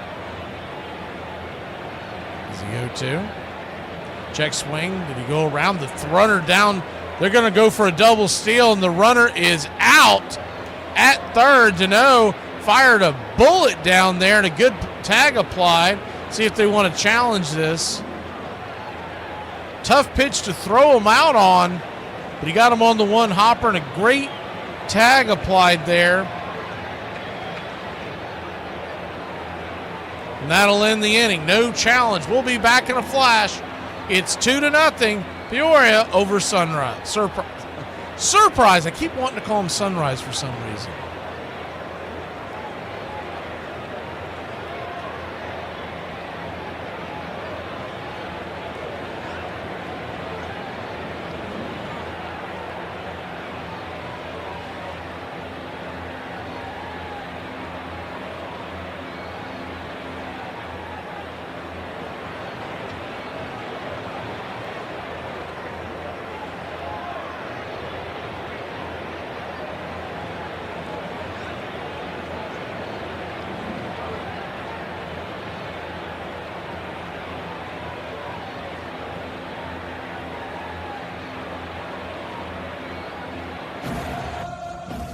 On this date in 1946, after finishing second to Yankees Joe DiMaggio in 1941 and Joe Gordon in 1942, Ted Williams, with a .342 average, 38 home runs, and 123 RBI, wins the first of 2 American League MVP awards, narrowly edging out Tiger right-hander Hal Newhouser, who is 26-9 with a 1.94 ERA for the Motor City. Teddy Ballgame wins with a margin of 27 votes. The Red Sox outfielder missed the last 3 seasons due to serving in the United States military during World War II. On this date in 1957, the great Hank Aaron is selected by the Baseball Writers Association of America as the National League's MVP. The Milwaukee Braves outfielder with 239 points from the writers narrowly edges out Stan Musial, who collects 230 points himself. Giants infielder Red Schoendeist grabs 221 as well. And on this date in 2011, Craig Kimbrell unanimously wins the National League Rookie of the Year as the right-hander, the Braves closer, who struck out 127 batters in 77 innings, sets a major league record for saves by a rookie with 46.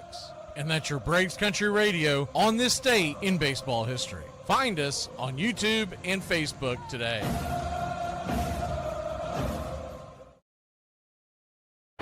Welcome back. Flores is now out of the pen for the surprise. He's off of the Milwaukee Brewers farm system, left-hander. Swing and a miss. Count is now 2-1. Anthony Flores. The 2-1 pitch, fouls it away, 2-2. So I looked up the rules, and evidently it's 2, but there was talk of during the postseason that they may have given a third, but I can't get it verified anywhere. And I honestly wasn't thinking to track it because I forgot all about the ABS system. So I don't know where all the teams are. I was going off of memory, but with these teams not wearing the same jerseys, I could be mixing them together. The payoff pitch from Flores. Fouls it off. Jackson, the number 9 hitter, the batter. It's Standing on deck is Bradfield, the center fielder. Balcazar, the shortstop, in the hole. 2-0 your score. Peoria over Surprise. The 3-2 swing and a miss, strike three. Chase one down around his ankles, one away. The day has been set, Gary, but the times have not been set. In fact, we've got a split second if I can find one of my devices is jammed up. This has happened before with this application. I can't scroll up and down, but I think I can do it from the other one. Just have a hard time seeing it from here. See which one this is. So that's March, April. They're starting with Kansas City and the Athletics. Both are at home. 1-0 fouls it back, 1-1. Try to squeeze that in between pitches. So Kansas City and then the Athletics. Those first 6 games will be in Atlanta as the 1-1 pitch hits him in the back, and Bradfield will head on down first. And after that, the Braves head out to Arizona for 4 and the Angels for 3. They come back home to face Cleveland and Miami.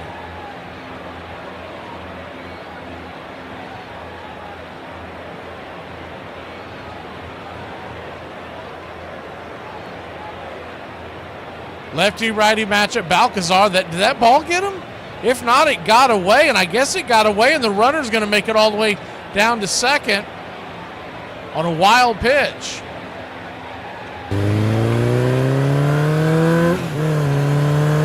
Just missed his foot. Good job getting out of the way of that one. So Balcazar, Cincinnati Reds product, takes the pitch off of that for a strike. It's 1-1.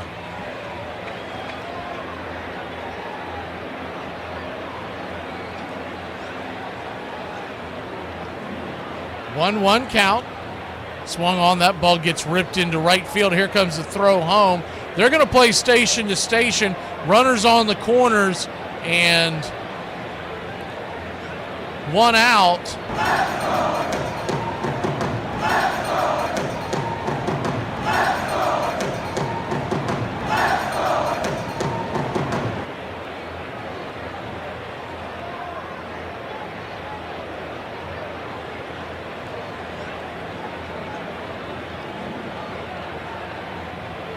Bradfield took the wide turn thinking about heading home, but slammed on the brakes. Pitch on the way, swing, chops it over towards first. It's going to be a attempt at a double play. Instead, they'll get the 3-4 put out, and Peoria has taken a 3-run lead.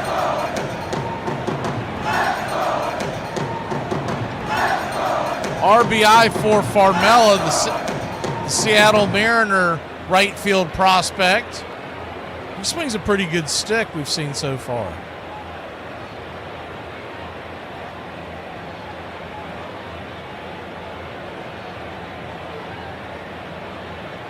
We'll put the full schedule up there for that first month at the next break, Gary.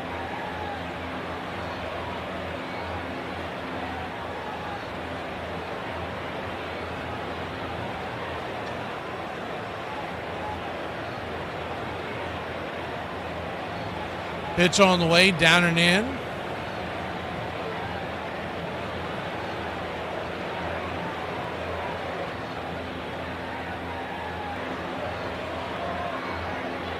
Lefty-righty matchup. Deneau, the backstop, digging in, the pitch. Swing, chops it foul. So it's now 1-2.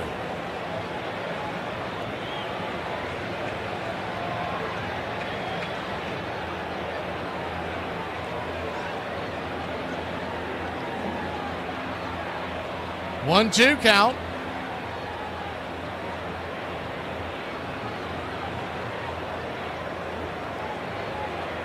Flips it over to first real quick. Keep the runner close.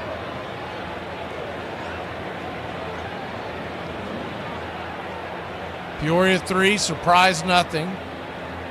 Arizona Fall League Championship game, the 1-2 pitch. Outside wide, 2-2. That one almost went to the backstop. A lot of really wild pitches from the Surprise pitching staff all game long.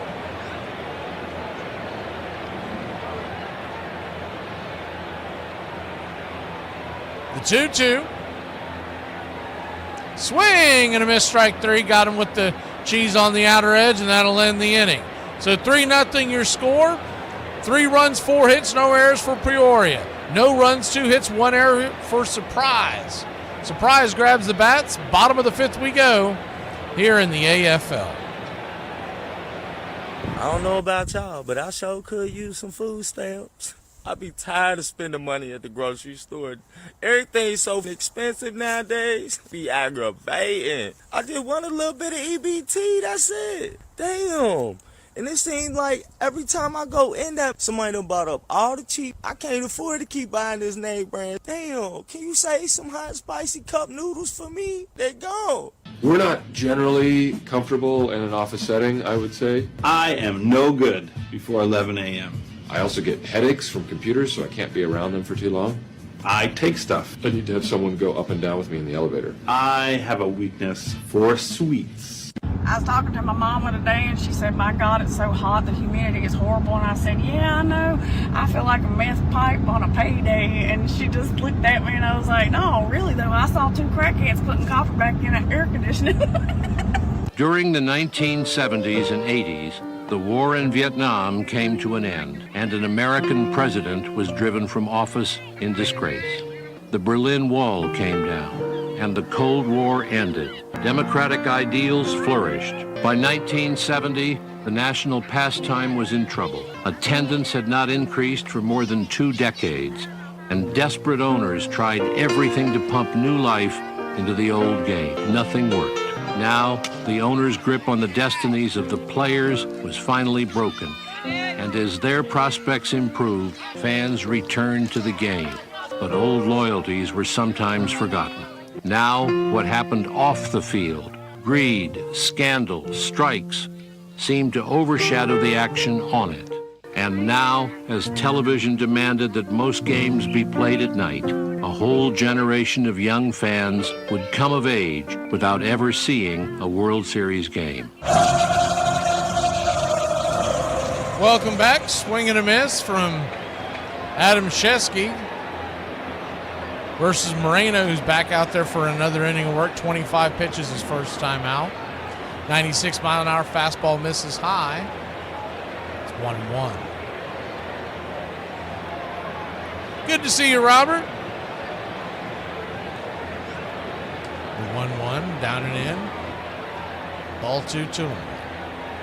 So a 2-1 count, Arizona Fall League Championship game.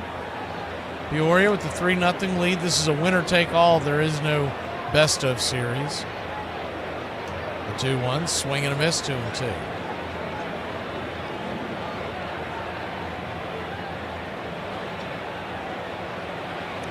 Of course, early March, we're going to be having World Baseball Classic ball games we'll be bringing to you. But until then, we are going to try to bring you the Caribbean Series, which gets going here very soon. 2-2. Just misses up top on the outer edge. 3-2.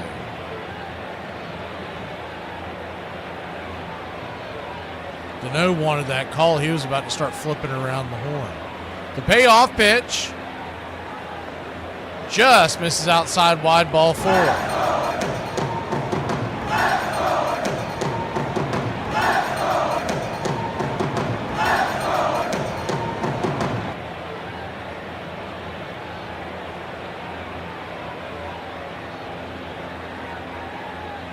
Peoria Hobbies. I guess we can just call them the PJs. The PJs lead Surprise 3-0. 3-0, and first pitch on the way is in the dirt. Called for a ball. It's 1-0. You look at that first day of Major League Baseball action. Now, first thing you need to know as well is the 1-0 right there for a strike. 1-1. Because of the World Baseball Classic, they're actually getting spring training going just a tad earlier than normal. It's going to be February 20th this year. We've seen it as late as the 26th in years past. 1-0 fouls back 1-2.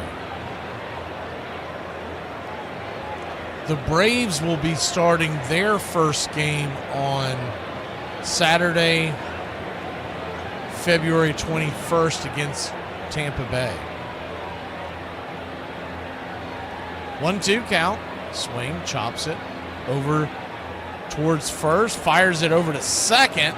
So you're going to get a 3-4 putout to get the lead runner. A runner at first and one out.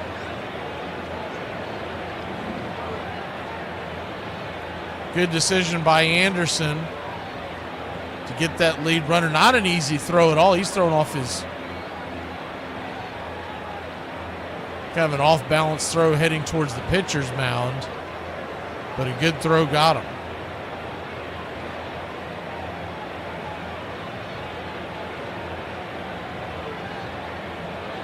I believe we're going to get a pitching change here.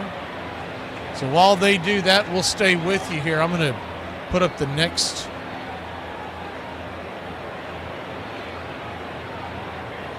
part of the schedule. You know, let me backtrack that. The first part of the schedule, we haven't had a chance to talk about it at all. You see Kansas City and the Athletics, and then they go to Arizona and play the Angels, which really, if you're going to go out to play a road trip out west, that's really not a tough one. It's only 6 games, and 3 of them, or 7 games, I guess, 3 of them are against the Angels, who aren't expected to be very good.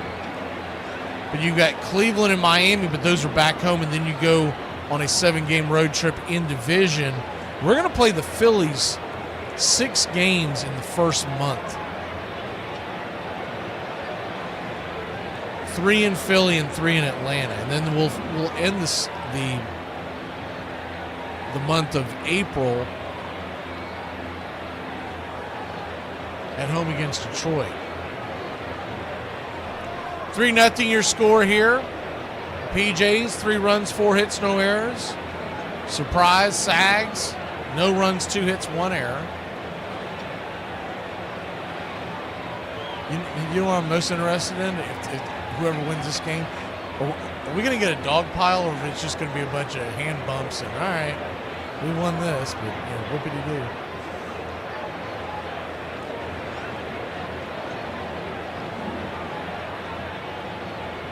It's not quite the grind of the season that normally is in the baseball season. We plan on bringing you quite a bit of spring training games as well this year, but they have not announced any dates, as the throw over to first to try to get the runner goes wide of the bag, and he'll head on down to second. And Surprise has a runner in scoring position.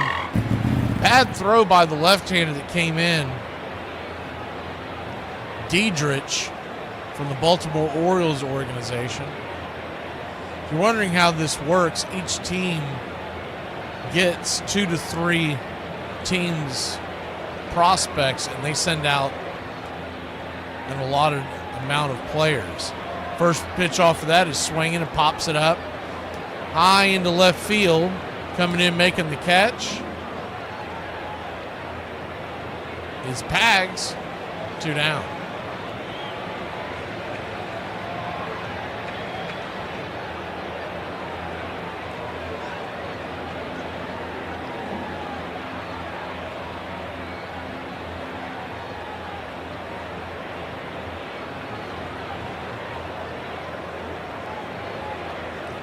So 2 down, runner at second. Chandler Pollard is coming in. He is batting for Norrie, the center fielder. Lefty-righty matchup. First pitch on the way. Swung on and fouled back out of play. It's 0-1. He's out of the Texas Rangers organization. They're the third team that's involved. We just haven't seen the Rangers players yet.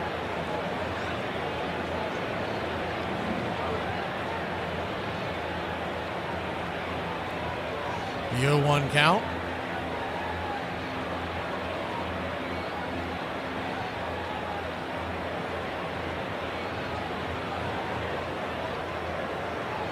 Outside wide, 1-1. Lefty-righty matchup. Those shadows are now starting to cross over as the 1-1 just misses high. 2-1. Kind of a high and tight one.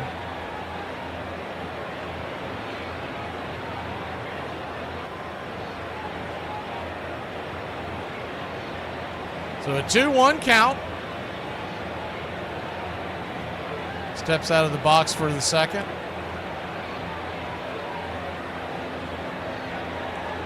Planning on doing quite a bit of the, as we're back to action, spring training, and then when the World Baseball Classic springs into gears, the 2-1 up top. Just grabs the outer edge up top for a strike. 2-2. That's one of those ones you could see them challenging. It was very borderline. Looked like it might have touched the top of the zone.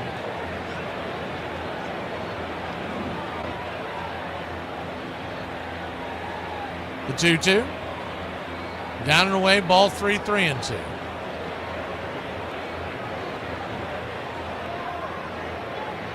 So a full count.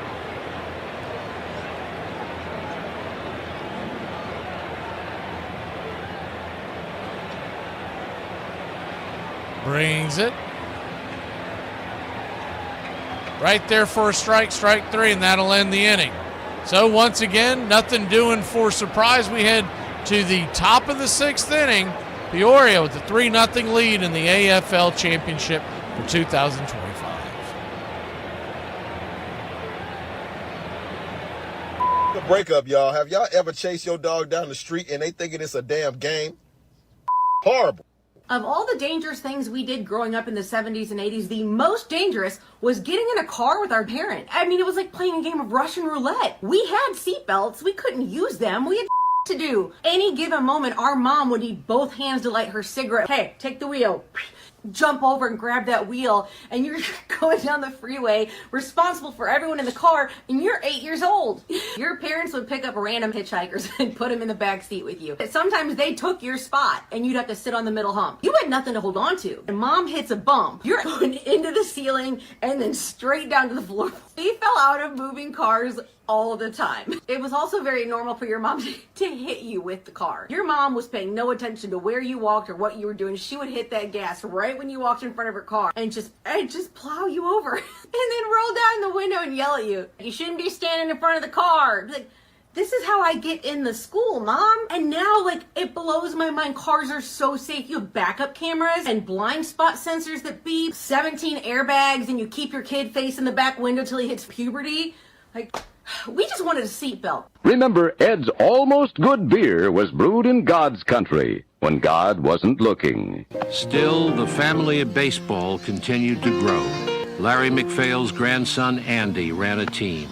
Yogi Berra's son Dale played for a while. And one evening in California, back-to-back home runs were hit by Ken Griffey and Ken Griffey Jr.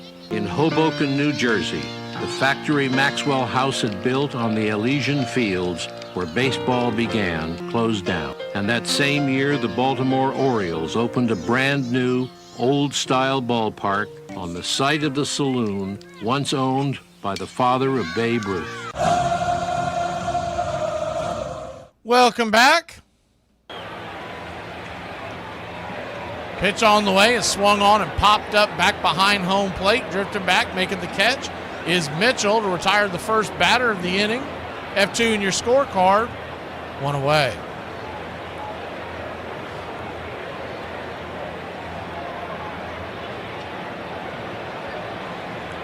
And a couple of things that a lot of people probably have not paid attention to. And I know we mentioned it a little bit towards the end of the season, but going to go ahead and mention it again, is that this year, the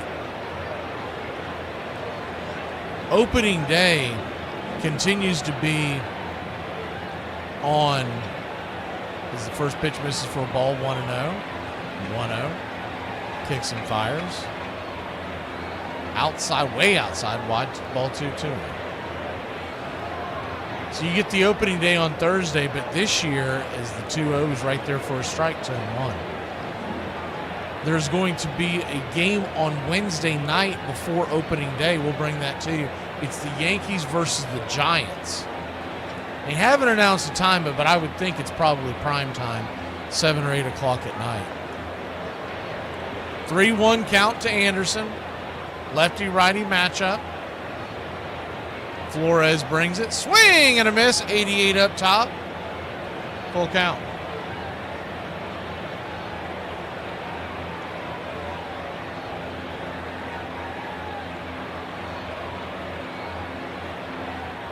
Full count. Kicks and fires. Outside wide, ball 4. So he'll head on down to first. So yeah, it'll be the Giants. Sorry, I thought we took that down. It'll be the Giants versus the Yankees to start the season. And that'll be on Wednesday night, March 25th. As Pags comes to the plate, lefty-lefty matchup. First pitch on the way. Down and in for a ball. It's 1-0. The Braves are set to take on the Kansas City Royals on opening day at 4:10 p.m. They've just recently put those times up. Those were not up the other day. They have not put the time up for the Wednesday night game, but some of the games times have been released for opening day, and the Braves have made it a 4:10 first pitch. The 2-0 pitch inside. Ball 3-3. No, that almost got him in the right arm. Pags bends out of the way. Seattle Mariner prospect. We're just going to have to wait to see the way the rest of the games are brought in. Well, we want to do a doubleheader that day, but it may have to be a West Coast game. And one of the ones that I've got circled, and maybe what we end up going with, is remember the Braves do not play, most of the teams do not play Friday. There's only 5 games on Friday night. They've been doing this for years in Major League Baseball. But essentially what happens is you play that first game and then you don't play Friday and then you go back to it on Saturday. It's a 3-1 outside wide. Ball 4. And runners on first and second here in the top of the 6th for the PJs.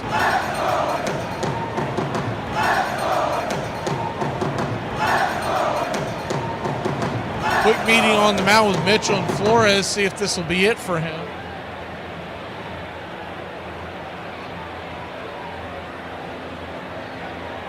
But I don't think I completed that thought. I believe we're going to go with Cleveland-Seattle as the 10 o'clock game that night.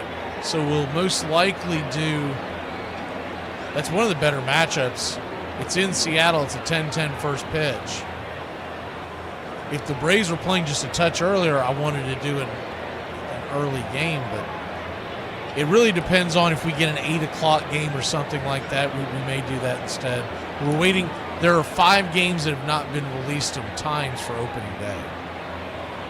Pitch on the way is down and away. To start off the at-bat to Winokur. Just want to know, tall right-hander in the Phillies organization, Jaden Estancia, is warming up. Pitch on the way, swung on. That ball is ripped into left field. That's down for a base hit. The runner at second slammed on the brakes. I think he thought that ball was going to get caught, but he smoked it by the third baseman, Benjamin, and the bases are loaded with 1 out. We haven't got a chance to do this yet. Let's go ahead and get it on. Ducks all over the pond. Looks like we got a pinch runner at first now.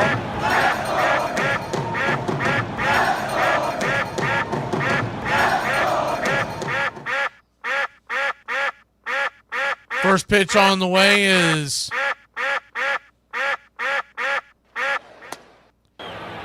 outside for a ball. It's 1-0.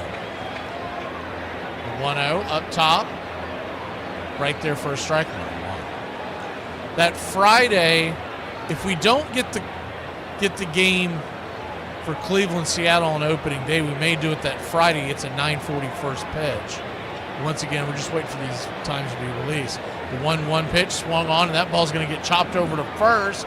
Only one play. It'll be a 5-3 put out, but Peoria takes a 4-0 lead.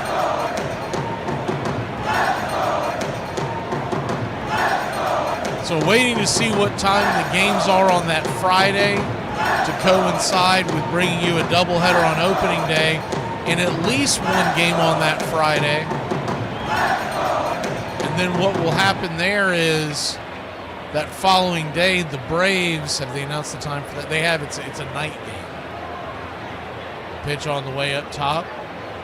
For a ball, it's 1-0. It's a 7-15 game for the Braves on Saturday, and depending on how it goes, we may grab a game earlier in the day for that. But there's still a bunch of games. They're kind of trickling them in. The Braves are starting to put their times in. That Sunday, it's a 1:30 first pitch. 1-1 count. Runners at second and third, 2 outs. Peoria, the PJs, lead it 4-0. Here's the pitch. Check swing. Did he go around? He did. 1-2. Looked like the four-seam fastball. 1-2 count.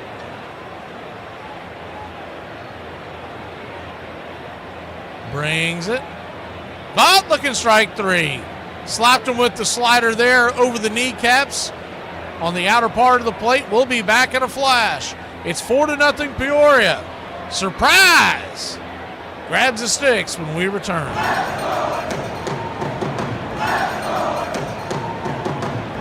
Do you make a drink for failures here? Hold on a second. Phil, what are you drinking? A Manhattan. Manhattan. Coaches got a shelf. Some coaches got 50 years. Some coaches got 12. Mine was 6. Good. I got to tell you, we had a meeting. Say, Coach, things are not going well. Say, Coach, you got $17.1 million on your contract. We're going to give it to you. I said, what time you want me to leave and what door you want me out of, brother? Number 7. Roy, you're described as the key man in the Dodger fortunes, and they say as Campanella goes, so will the Dodgers go this year. Now, how do you feel? I feel fine, if that's the key. Well, Campy must have been the key, for he helped lead the Brooklyn Dodgers to 5 National League pennants in the 50s. When Roy Campanella was at the top of his game, I don't think there was ever a better catcher in baseball history. He simply did everything. He had a magnificent arm, called the game beautifully, studied the game. He was a catcher who not only could manage a game and throw well, but he was a good hitter, and he could hit with power. Campanella and Yogi Berra are the only catchers ever to be named most valuable player 3 times. No question about it. He just excelled, and he excelled in all departments of the game. Were it not for circumstances beyond his control in both the start and end of his career, Cappy's final numbers would have reached a whole nother level. Roy Campanella, unfortunately, got to the major leagues late, like Jackie Robinson. But when he got to the major leagues, he was a man of much experience. What people forget about Roy Campanella is he had been catching professionally since he was 15 years old. He was a complete catcher, and it was just a tragedy when his career was interrupted prematurely without automobile accident. That crash in January of '58 paralyzed Campanella, and his baseball days were over.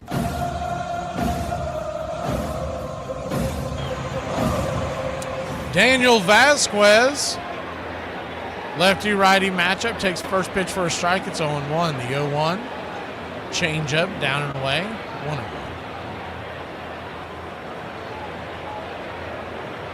If you're just joining us, we're going to be doing the Caribbean Series.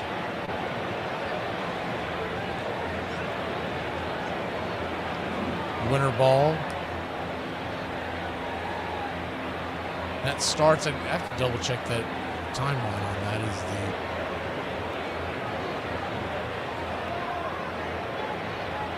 the 1-2.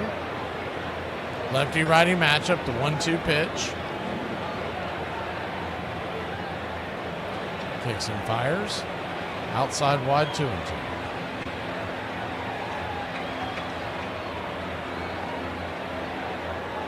The series itself is January 30th to February 7th, but the league starts well before then. The 2-2. Pitch swung on. That ball is rifled into right field. That's down for a base hit. And leadoff runner on for a surprise. Vasquez, the shortstop, number 2 hitter in the lineup for the Kansas City Royals. Tall shortstop. He rifles it into right field. Amen to that, Gary. Drake Baldwin gets the Rookie of the Year, which means the Braves will get an extra draft pick as well. First pitch on the way is up top for a strike. It's on 1.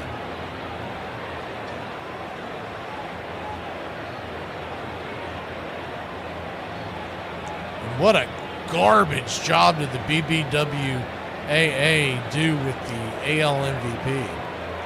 0-1 right there for a strike. It's on 2. If Cal Raleigh's not the MVP, when the hell is anybody going to get it over someone from New York or Los Angeles? It's very, very slated to, and it really shouldn't be this way, as the 0-2 pitch is swung on and that ball is ripped up the middle, a worm burner into center field, runners on first and second, nobody out to get things going on for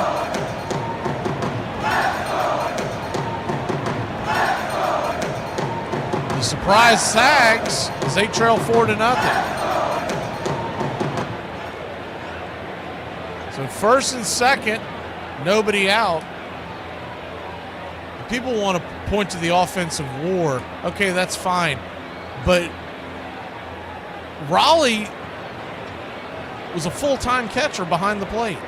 And he hit more home runs than Aaron Judge. And it just seems like it doesn't seem fair to me that you give more votes to the bigger cities because they have more population. What the hell does that have to do with the best player getting the best awards? Lefty-righty matchup. Pitch on the way. Diedrich to Adams. That's well outside the zone. It's 1-1. If you want to make it fair, you give every MLB city X amount of votes. And it shouldn't be a whole hell of a lot of them. If you want to rotate them, I don't care. But it should be 3 or 4. Probably an odd number so that you can make sure that you don't have many ties. And that be it. You know, all the votes in New York go to Judge. All the votes in Los Angeles go to Ohtani. 2-1 count. Outside wide ball, 3-1. Judge is really not known as an elite defender.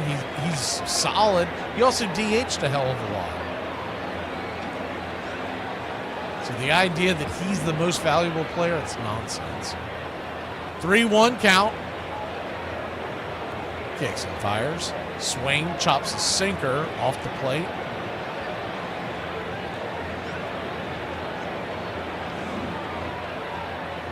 It's just a damn shame because Raleigh's probably not going to have that many seasons like that. Not as a catcher. They eventually wear down. He deserved the MVP this year.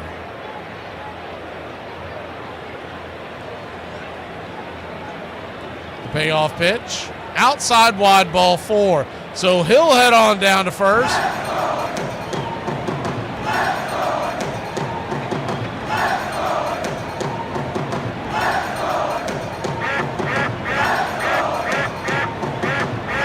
Bases loaded, and the tying run is coming to home plate.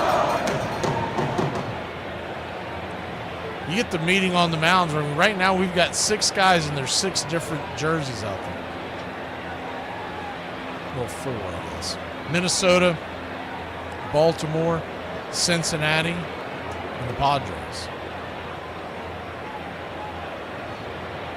Home plate umpire goes out there to break it up.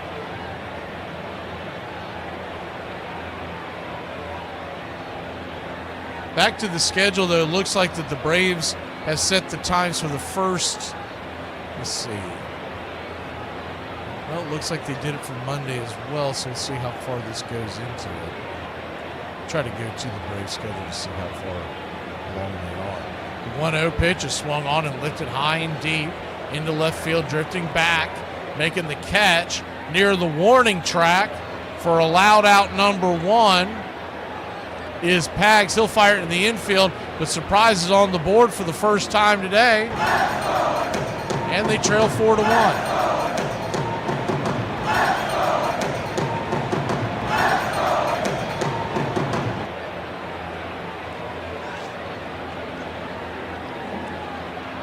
They've also announced that the Braves are going to be playing a Wednesday game versus Columbia March 4th. I don't know if it'll be televised, but if it is, we'll bring it to you to get ready for the World Baseball Classic. That's the only one that I see announced. All the others leading up to that are Major League Baseball teams. So that's interesting, as well as the 0-1 pitch misses 1-1 count. The Prospects game, if you remember the spring breakout, as they call it, that is going to be March 21st, Braves versus the Yankees. So circle that on your calendar as well. The 1-1 swing, lifts it high into center field. Drifting back on the track, making the catch for a loud out number 2. Here comes the throw into the infield, and surprise has cut the lead in half. It's 4-2. Runner at first makes it down to second. You know, the first thing that pops in my head when I see that name, Surprise, I can't get it out of my head. If any of y'all grew up on Gomer Pyle, keeps going. Surprise, surprise, surprise. That's all that keeps going in my head every time I go to say their name. Lefty-lefty matchup. First pitch to Adam Chesky. AC takes it up top for a ball. It's 1-0. But March 5th starts the actual World Baseball Classic, but typically not all the games are televised. The 1-0 right there at the knees. 1-1. So we'll be sprinkling in throughout the month of March. We'll be sprinkling in games from spring training to the World Baseball Classic back and forth as they become available. The 1-1 pitch, swing, that ball's ripped over to second. Leaping grab over there is Jackson. He has had a hell of a defensive day. That'll end the inning, but not before. Surprise, surprise, makes it 4-2. We'll be back in a flash.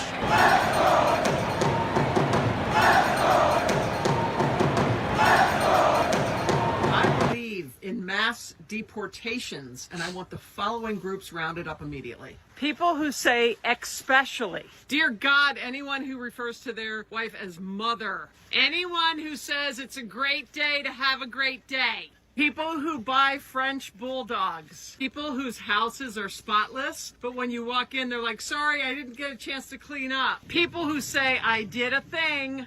People who don't know that doodles are just mutts. People who have never waited tables.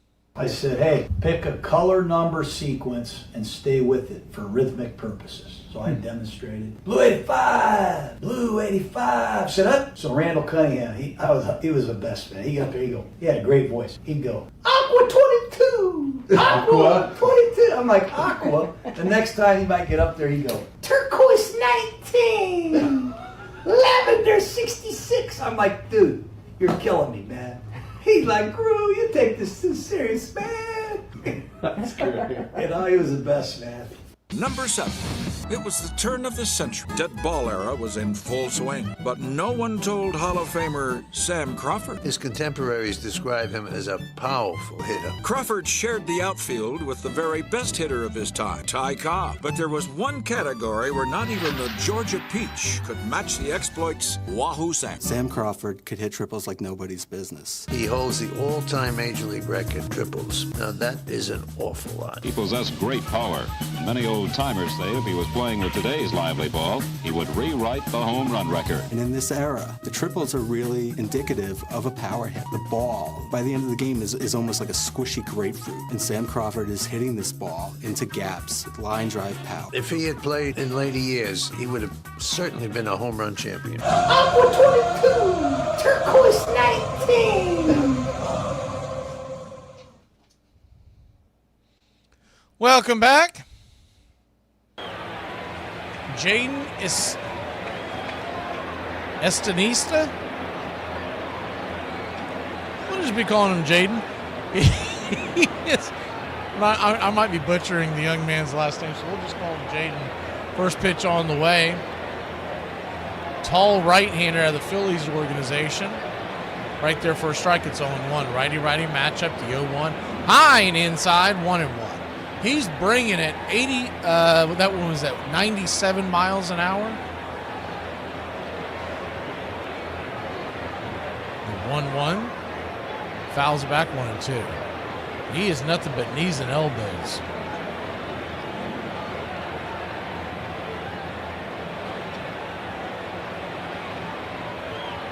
One-two count. Kicks and fires. Swing, fouls it away.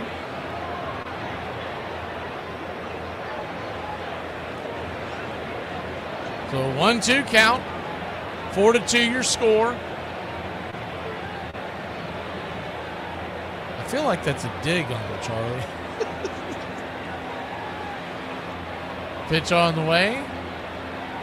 Oh, man, I don't know about that one. That one looked like a strike, but I believe they've used all their... Looked like it hit the outer edge. It's showing up on the tape that it did. The 2-2 count. High and outside. Ball 3-2. We're going to have a field day with this beginning of the season. All the ABS when these games become real again. The payoff pitch. Misses high, ball 4, so he'll head on down to first. Jaden Estanista. I think I got it right. Estanista walks the first man out of the pen.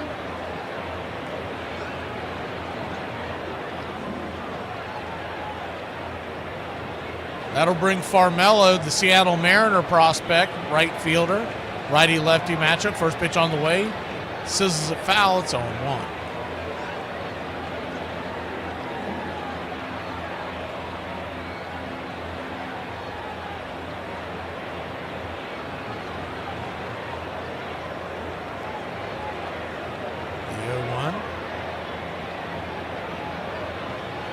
Fouls it away. It's 0-2.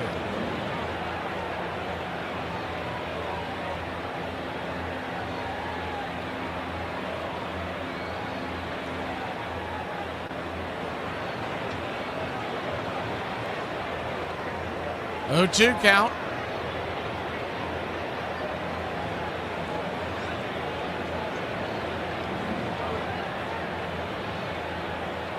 Kicks and fires. Swing, pops it up high in the sky. F7 in your scorecard. One away.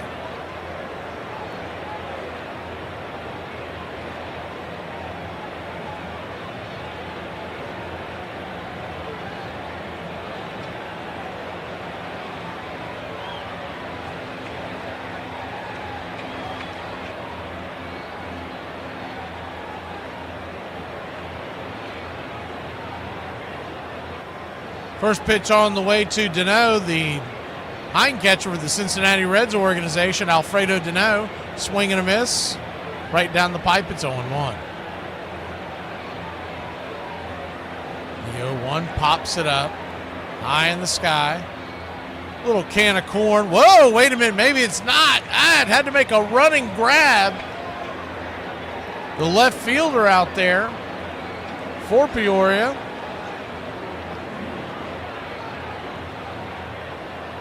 Adam Shesky had to come running in, I'm assuming for surprise. Vasquez was drifting back like he hadn't. He must have lost it in the sun.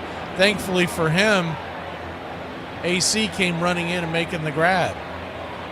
First pitch, righty-lefty matchup to Collier, the designated hitter. Cam Collier, Reds organization, 20-year-old. He's 0 for 3 on the day. Pitch misses. It's 1-0. 1-0. Swing and a miss. It's 1-1.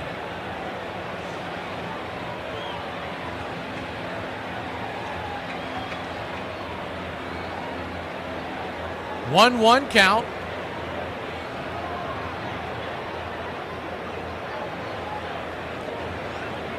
Kicks and fires.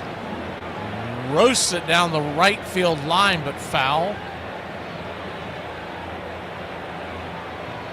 Seventh inning stretch is on the way.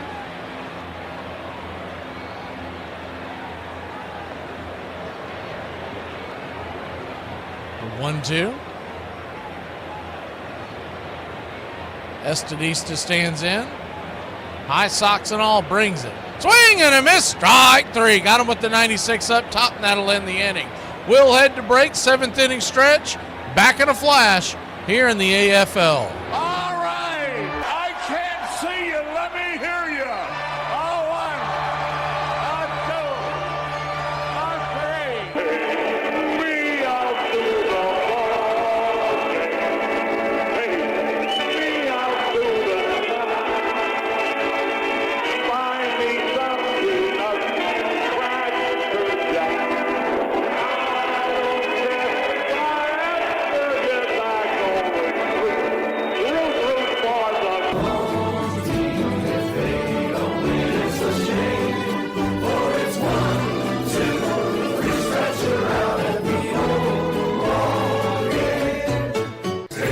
We out to the ball game.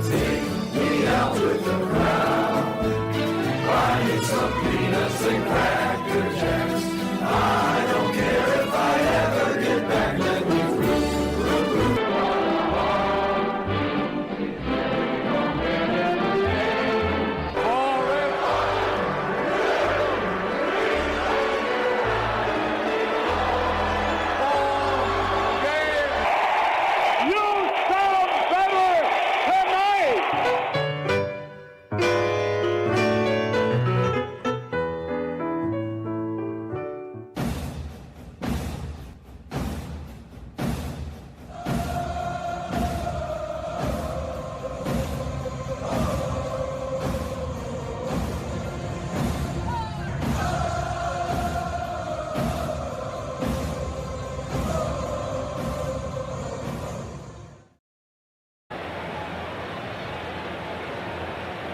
Welcome back. 4-2 your score. 4 runs, 5 hits, 1 error for Peoria.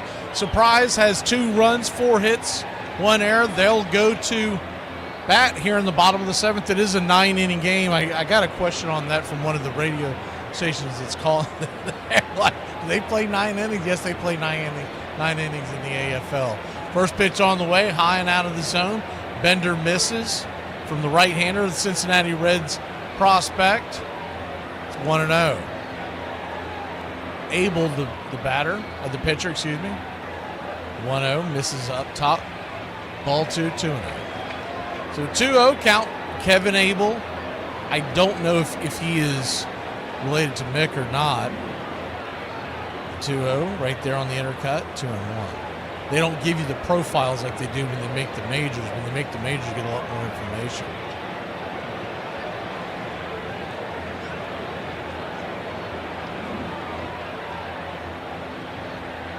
The 2-2. That pitch is fouled back. Juan Benjamin, the batter.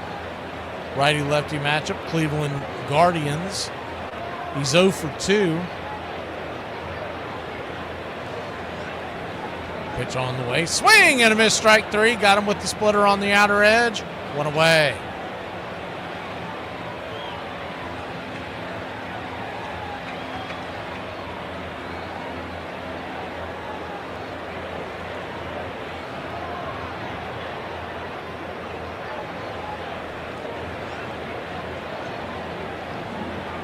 One up, one down. First pitch from able to O'Ray, the number 9 hitter.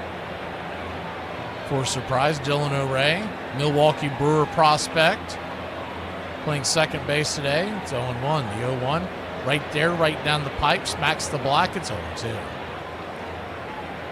There's old Iron Lung. So an 0-2 count. Hopefully you'll be able to catch us on Thursday and Friday next week, Iron Lung. Coming in at 6 Eastern, so 3 Pacific. Dylan O'Ray. Man, some of these scouting reports they put on the screen are downright aggressive and disrespectful for the guys at the plate. The 1-2 misses high. That one they just flashed up a little while ago was saying the guy had limited power. I saw one where it said poor defensive skills. The 1-2 fouls away. I mean, you think they'd clean it up a little bit. In development, something like that. Instead, they're just like, this guy sucks, this guy sucks. Well, they've made it to this station of the championship game is the 1-2 down and away. And it is high A ball, single A ball, majority of the players, but obviously none of these guys are about to go to the show anytime soon. The 2-2, swing, chops it over towards second. It's going to be an easy 4-3 put out. Jackson, once again, he's been busy all day long. 2 down.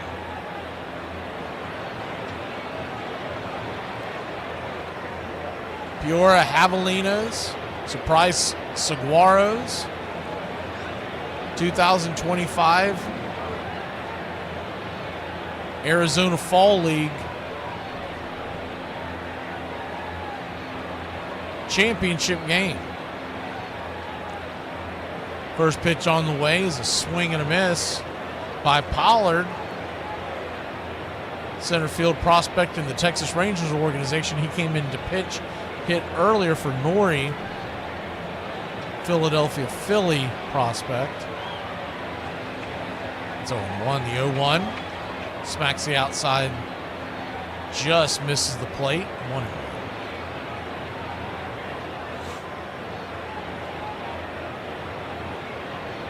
So a 1-1 count. Swing, chops it over towards right side of the infield. That's through for a base hit. And a runner at first, 2 outs. And one thing they flashed up for this kid the last time he was at the plate, he looks like a speed demon. Very slender build in center field, you got to figure he is. But they say that he's a great base runner. We'll see if he takes off here.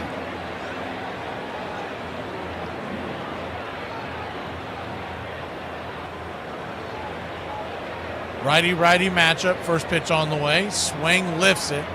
High into center field. Drifting back on the track, and that will end it. Bottom of the 8th we go. Hey, it's the 8th inning. I forgot we got to do that. We'll be back in a flash. The 8th inning, you know what that means on the BCR. 106 miles from Chicago.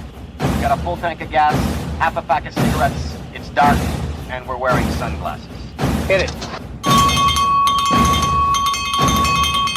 It's happy hour. When wins become losses and losses become wins.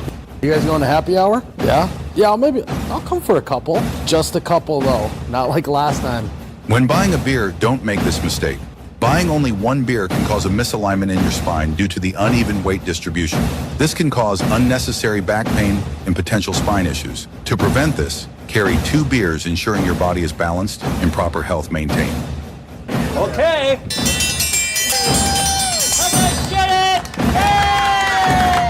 Afternoon, everybody. Put my pants on, one leg at a time. Guess what? I got a fever, and the only prescription is for... Ladies and gentlemen, we interrupt our program of dance music to bring you a special bulletin from the Intercontinental Radio News. You're in Braves country.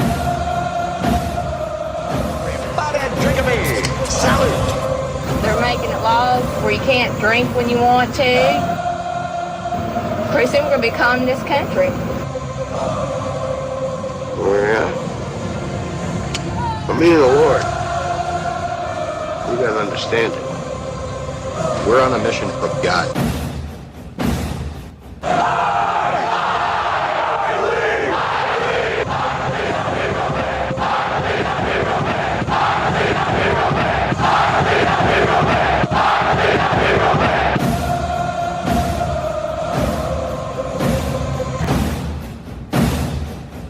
If you want to stop me, you're gonna have to kill me!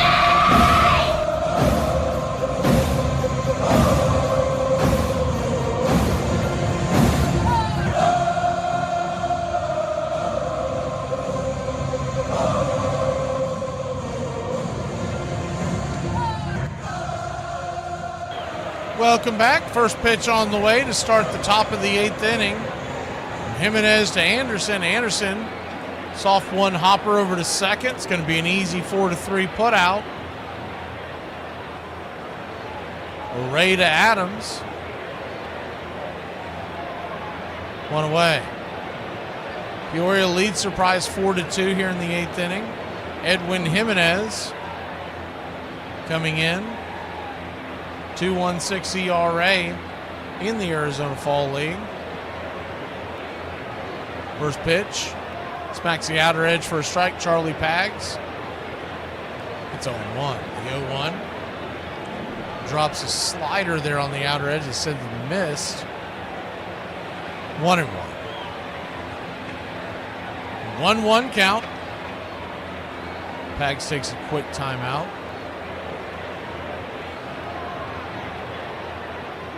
1-1 pitch. Just misses outside. Change up to him. One thing I've noticed, the timeouts here in the minor league system, I think they're allotted the same, but they take them much quicker. The 2-1 pitch. Down and away, 3-1. Usually a guy takes a timeout, gets out of the box, he walks around for a second. That time there, Pags just kind of lifted his hand when he got the timeout, just kind of straightened up his helmet, and then he went right back to work. 3-1 pitch is going to be popped up high in the sky. Can of corn fighting the sun over there as the shade starts to cover the field, but making the catch is the Cleveland Guardian prospect Benjamin, third base. F5 in your scorecard, 2 away.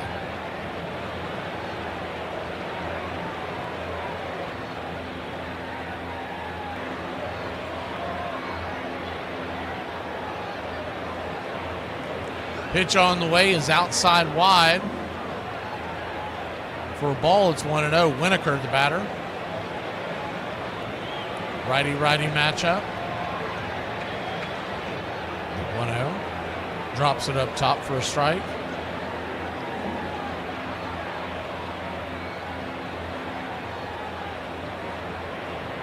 Four to 2 your score, top of the 8th. Peoria over Surprise. Surprise. 2 more offensive innings left to try to rally. They once trailed 4-0. The 2-1 pitch from Jimenez. Lifts his light blue glove. Turns and delivers. Swing! Lifts it down the right field line and out of play. 2-2 count.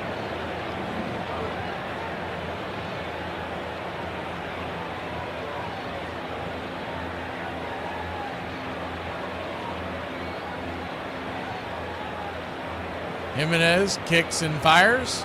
Swing and a miss. Strike 3. We head to the bottom of the 8th. Surprise.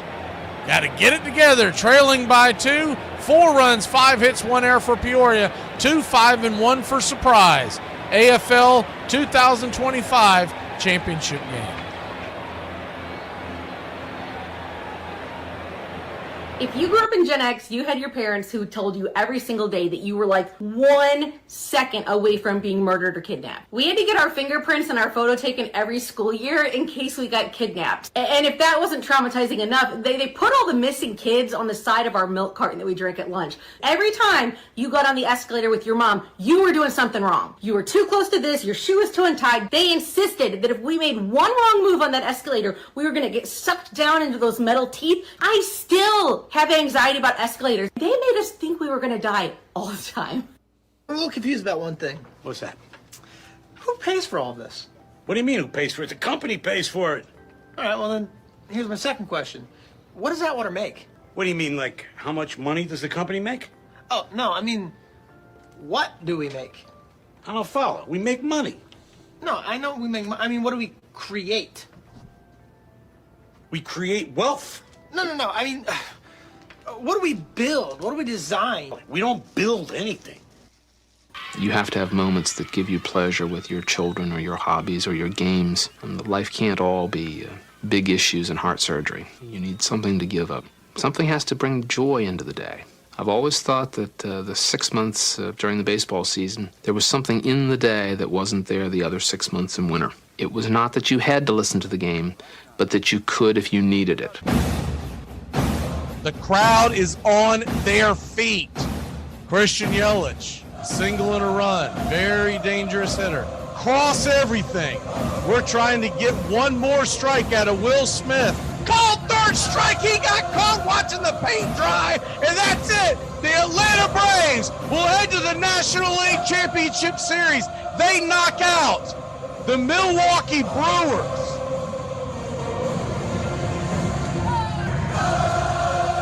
Welcome back. First pitch misses outside the zone for a ball. It's 1-0. 1-0. Kicks and fires. Kunsel, the right-hander. It's fouled back. It's 1-1. Drailing, the batter, number 3 hitter in the order. Righty-lefty pitch swing. Chops it over towards third. That's going to be an easy 5-3 put out. One away.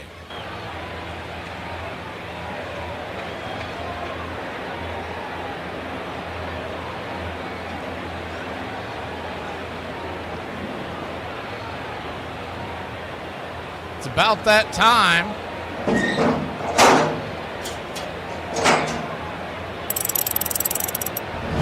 Yam what I am. That's all what I am. It's time for Who Am I?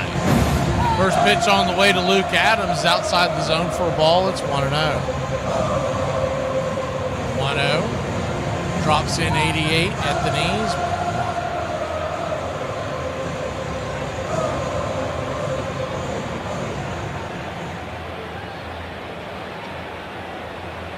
1-1 count.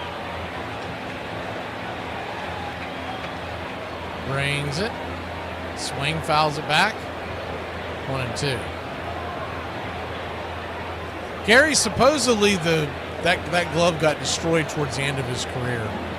He had to go out and get a new one. Chipper Jones tells the story that he's the one that did it to him, I guess during practice, but I don't know if that was a joke or if that actually happened. But supposedly it never. Now, he might have kept it around, but he quit using it the last few years of his career. I do remember that being a story at the time. Trevor Kunsel, the kicks and fires. The 2-2 misses, high 3-2. So a 3-2 count. Who am I?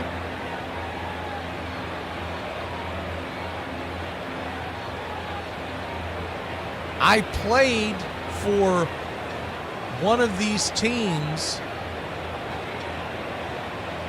for Peoria, for that organization. If you've been listening to the game, that's a pretty strong giveaway.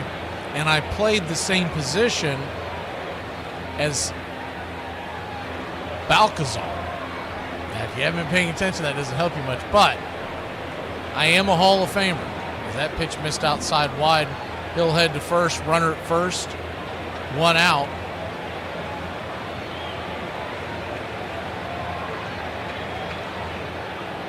Have a WAR well north of 60 and almost 200 home runs in my career. 1-0 pitch, swung on, ripped up the middle. That gets through for a base hit. And they're going to go, I don't know about this. They're going corner to corner, and the throw gets away, and he'll be safe. Runner did not look like he was going to beat that throw, but he got there. Not a very strong throw from the outfield. We've got runners on the corners and 1 out. Mitchell pounded the ball up the middle.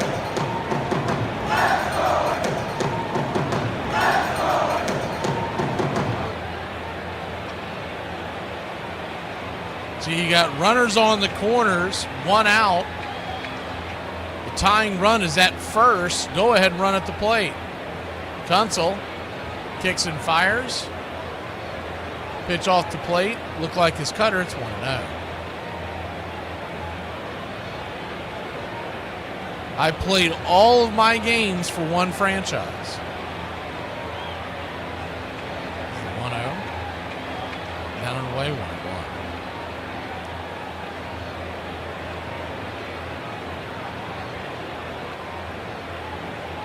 Almost 200 home runs and almost 1,000 RBIs.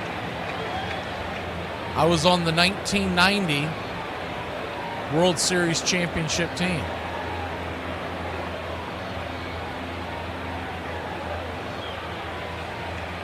Two 1 count.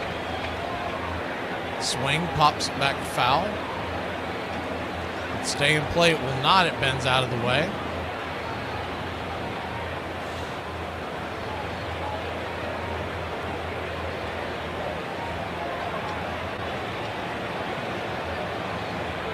Looked upon as one of the best shortstops in my era. So we start to give you a little better clues. Made my major league debut in 1986 with the payoff pitch. You had a full count, runners on the corners, 2 out, or 1 out, excuse me. Really didn't hit my stride until 1988, where I had a 7.0 WAR.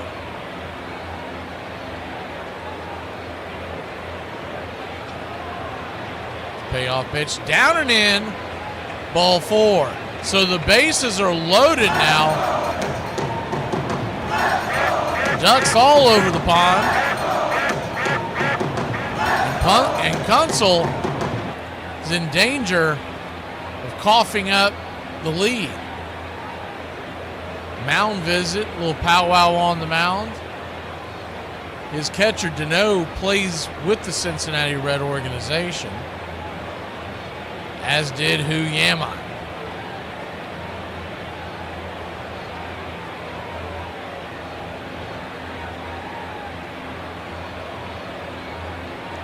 Brandon Downer, the Baltimore Oriole right-hander, is warming up in the pen.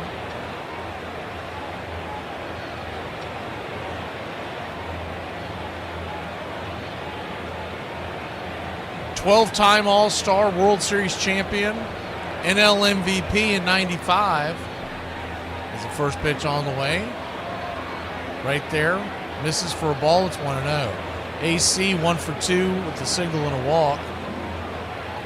Won the Roberto Clemente Award in 1993. 1-0. Pops it up. Foul back out of play. I am in the Cincinnati Reds Hall of Fame. They retired my number. And 9-time Silver Slugger Award. The biggest one that surprised me was just a 3-time Gold Glover. It was the 1-1, fouls away 1-2, but he did play in that era where Ozzie Smith was scooping up a lot of these Gold Gloves. 1-2 count.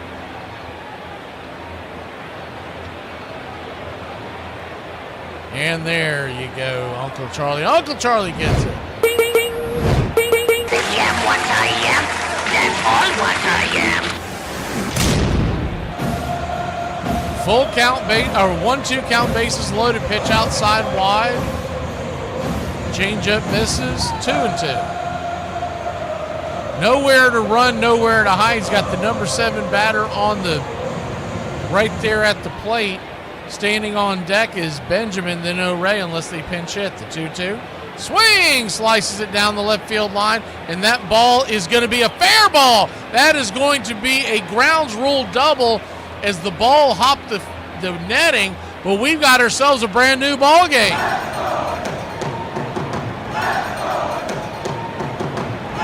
4-4 your score. Surprise, surprise.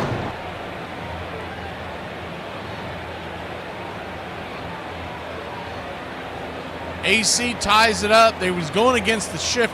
They were playing the defense back and to the left on the infield, and he just kind of shot one down the left field line. Just tucked it in inside the third base bag, and it hopped the netting.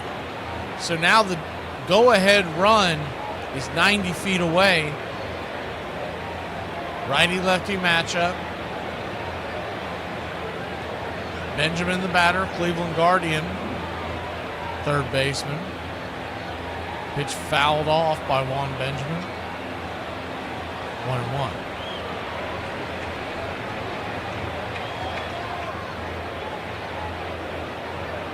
One, 22-year-old. Digging in, the pitch on the way, inside. Ball 2 to him. 2-1 count. I would have thought he had more homers too, Charlie. The 2-1 pitch, swing, rips it through the infield. That'll score at least one run. And here comes the throw towards the infield, a 2-hopper, and it's a 6-4 lead for Surprise, Surprise.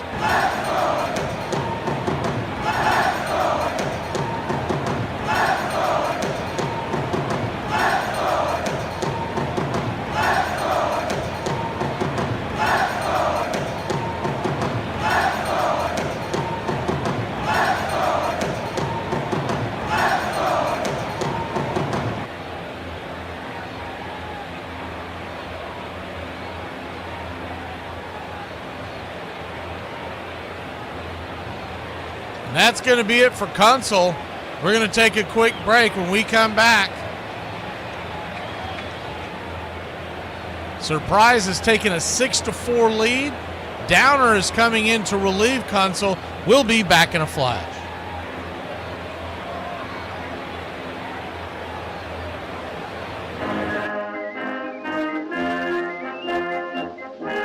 Saturday, December 13th, 3 p.m. Eastern. It's the annual battle, the Army-Navy game in Baltimore, Maryland. Braves Country Radio will bring it to you live from coast to coast and around the globe. A salute to all the men and women who have served and continue to serve this great nation. This year will be the 126th meeting between the Army Black Knights and the Navy Midshipmen. Join us live and we'll bring you play-by-play of America's game, Army versus Navy. 8 of the last 11 matchups being decided by one score, including the double overtime thriller in 2022. It's Army-Navy.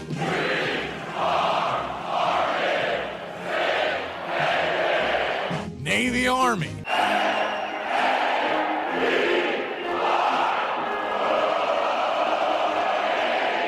America's game, heard around the world.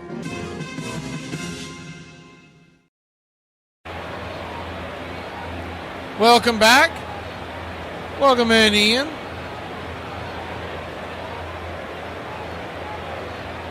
I'm not familiar with John Beam, but I had to look him up. I guess he's a high school coach out in California. It's always sad to hear. First pitch on the way is down and away. The ball, it's 1-0. Stolen base there off that first pitch by Benjamin, so he's in scoring position. Runner at second, 1 out. I guess his claim to fame, he was on that Last Chance U documentary. I never really got into that, but I knew a lot of people watched it. Dylan O'Ray, Milwaukee Brewers. Prospect, left-hander. Left-handed bat, I should say. As the right-hander Downer fires one up top, misses high. So you got a 3-0 count. Peoria, who had a 4-0 lead, now trails Surprise 6-4. The pitch on the way, swing. That ball sliced towards left field. That's going to get down for a base hit. They'll go station to station as that ball took a while to get down, and the runner at second had to hold up to make sure that it would not be caught.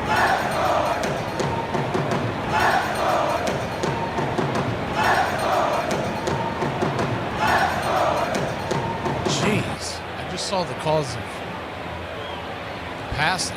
That's good Lord.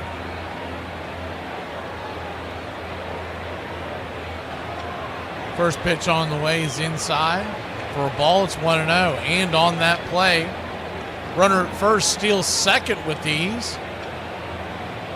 So Ray's scooching down the line. So runners at second and third. And the 1-0 pitch is swung on. That ball's rifled to the left-hand side of the infield. Under the glove of the third baseman. It's going to trickle off his glove. Everybody moves up 90 feet. And surprise, has taken a 3-run lead. Hard hit ball, a rocket off the glove of the third baseman Winokur. Was able to slow it down. It saves a run, but could not keep it in the infield as the infield was drawn in. Downer's going to flip it over to first real quick. Keep the runner close by. Runners at first and second. I guess the man at second base ended up retreating. I thought he made it down to third, but they're showing that can't be right. Yeah, okay, that's not right. There's an error on their graphic. It is runners on the corners. 1 out. Talked about it earlier, but Pollard, who stands at first base, very good base runner. You can pretty much expect that he's going to be taken off at any minute. The 0-1 chops it foul. 0-2. Still only 1 out here. And in fact, Pollard did take off on that pitch. He'll have to retreat.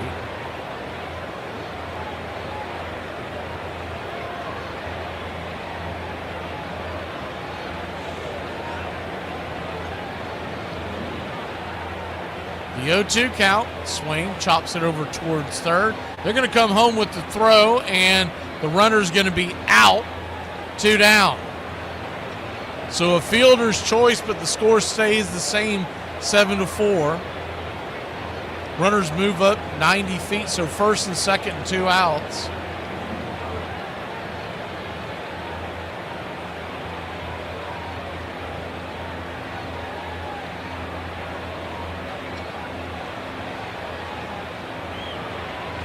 I'll put the details in the chat. I don't necessarily want to read that aloud. I can see in the chat what happened with the high school coach that Ian was talking about in Oakland, California. The 1-0 pitch swung on. That ball's rifled into right field. Having a hard time coming up with it is Farmello, and the runner comes home to score from second. Pollard, it's 8-4. Runners on the corners and 2 outs.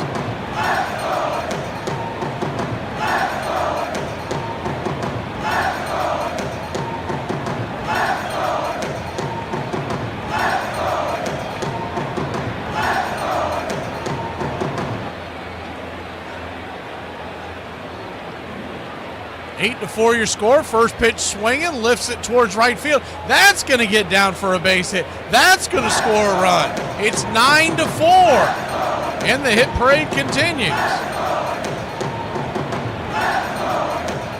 As the lights come on into the field of play, as the sun starts to drop. That's wild. It's what is it? 4 o'clock out there, and it's almost dark. That's what happens when you're surrounded by mountains. First and second, 2 outs, righty, lefty. First pitch on the way is down and in. For ball, it's 1-0. We were talking about the other night, and we were just talking about how it sucks when it starts getting dark at 5:30. It's like, man, I remember when I was in Tennessee, just right above those mountains. It's like 4:15, 4:30 some nights. Pitch is down and in for a ball. It's 2-0. So a 2-0 count. Swing and a miss. Pulled the string on that changeup. 2-1.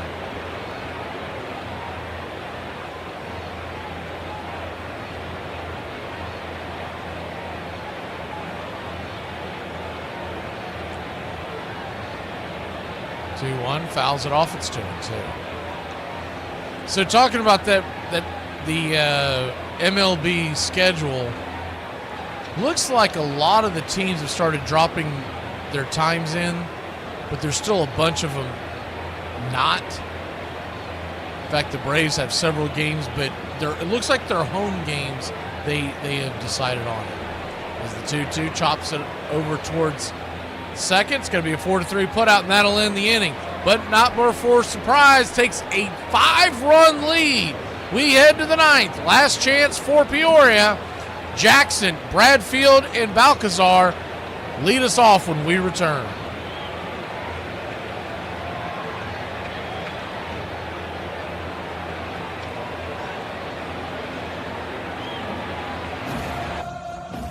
On this date, 1946, after finishing second to Yankees Joe DiMaggio in 1941 and Joe Gordon in 1942, Ted Williams, with a .342 average, 38 home runs, and 123 RBI, wins the first of 2 American League MVP awards, narrowly edging out Tiger right-hander Hal Newhouser, who is 26-9 with a 1.94 ERA for the Motor City. Teddy Ballgame wins with a margin of 27 votes. The Red Sox outfielder missed the last 3 seasons due to serving in the United States military during World War II. On this date in 1957, the great Hank Aaron is selected by the Baseball Writers Association of America as the National League's MVP. The Milwaukee Braves outfielder with 239 points from the writers narrowly edges out Stan Musial, who collects 230 points himself. Giants infielder Red Schoendienst grabs 221 as well. And on this date in 2011, Craig Kimbrell unanimously wins the National League Rookie of the Year as the right-hander, the Braves closer, who struck out 127 batters in 77 innings, sets a major league record for saves by a rookie with 46. And that's your Braves Country Radio on this date in baseball history. Find us on YouTube and Facebook today.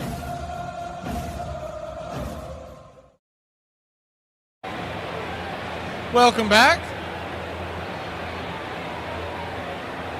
9-4 your score.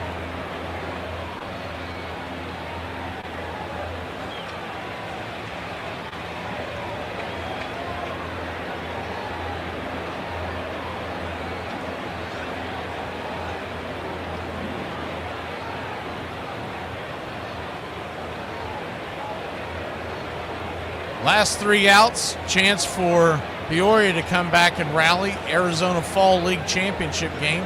First pitch on the way from Jimenez is back out there for another inning of work, trying to slam the door shut. It's 1-0.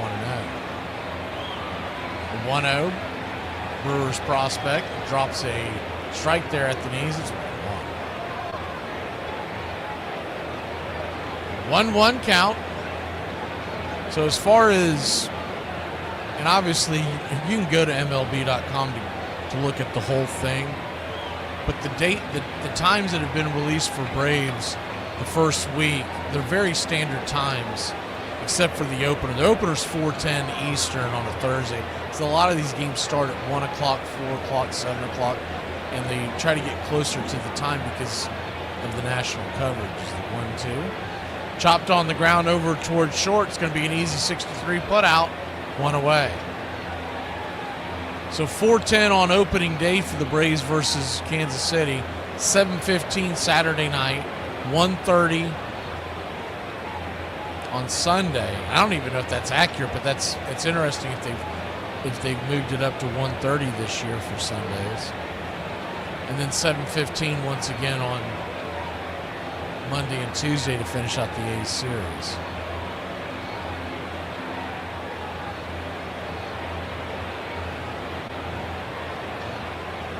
1-0 pitch. Smacks the outer edge. First strike, it's 1. As they head into April, the first series on the road, they have not released any of those times. 1-1. Swing, rips it in towards right field. That's going to get down for a base hit, and it's a 1-out single for the PJs. Trailing by 5 in the championship game here in the top of the 9th. 9 runs, 12 hits, 1 error for Surprise. 4 runs, 6 hits, 1 error for Peoria. So the Angels series, which is the second road series of the 2026 season, though the first 2 are night games at 9:38 Eastern, and it's a getaway day on Wednesday at 4:07. They do not play that Thursday, and then they come home to face the Guardians. First pitch is right there for him. Strike, it's on 1. The 0-1 from Jimenez.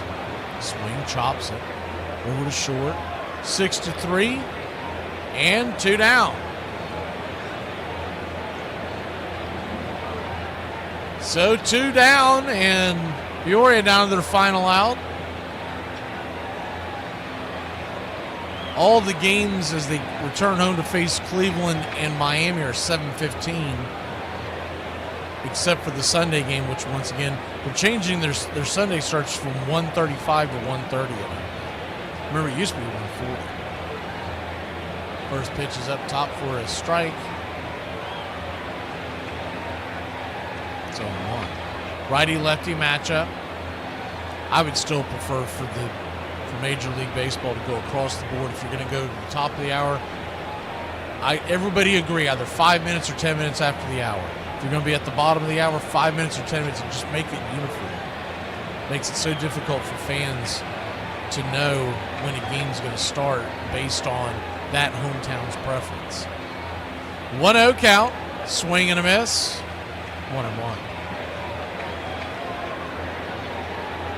There's no reason why Atlanta couldn't start at 7:10 and everybody else start at 7:10 when they're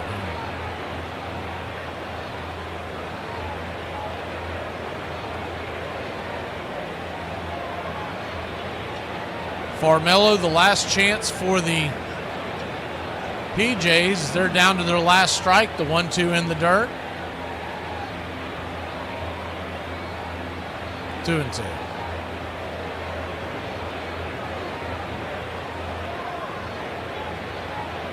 So a 2-2 count.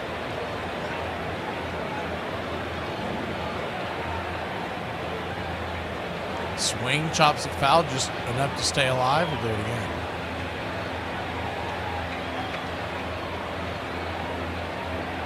And they go back out on the road once again. They go to Philly and Washington. Those times have been released. 2-2.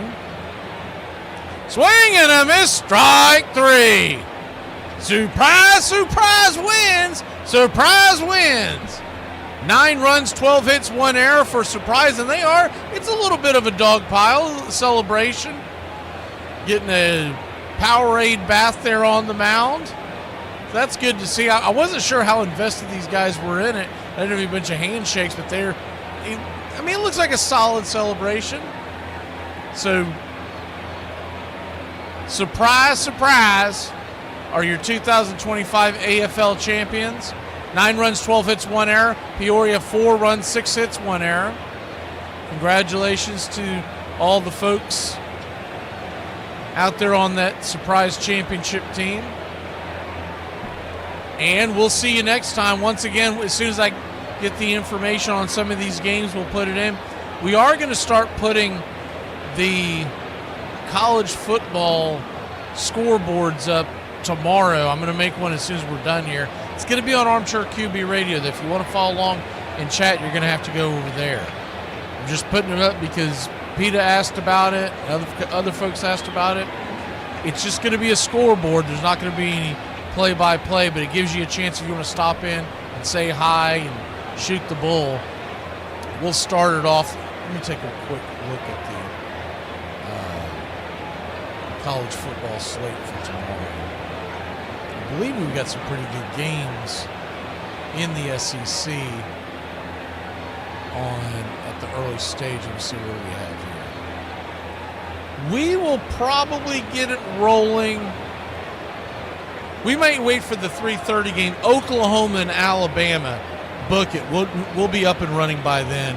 And it's just going to be a scoreboard with all the games on there so y'all can root along. We'll see you next time. Y'all have a great Y'all have a great night. And hopefully you enjoyed a little baseball here in the offseason. Caribbean baseball going to be now that is lit, because that is actual full-blown stars. You will recognize a lot of those names playing in that Caribbean series. It means a ton to those countries who can win. As soon as we figure out their schedule, we'll bring it to you. Y'all have a good one. For those of y'all who aren't going to check the football out tomorrow, we'll be back Thursday and Friday here on Braves Country Radio. Once Upon a Pastime series on Thursday night. Friday, MLB Today. Braves Country Today in the morning time. And at night, we'll bring you the Braves Country Theater next Friday night. It's Braves versus Phillies, 1980s style. We'll get the light blue jerseys and everything kicking for Atlanta. Y'all have a great one.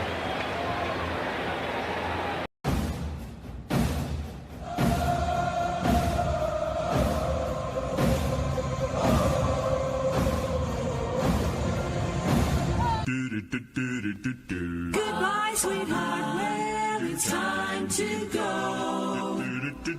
We're back tomorrow with another show. Well, unless we're fired, we'll talk to you then. Goodbye, sweetheart. Goodbye. Goodbye. Guys and gals, it's time to go. We'll see you on the next show. Same bat time, same bat channel. It's closing time, y'all. You don't have to go home, but you can't stay here. Have a great one. On your way out, please like and subscribe. And don't forget to tip your favorite bartender. We'll see you. I'm Mac McGee, signing off for Braves Country Radio.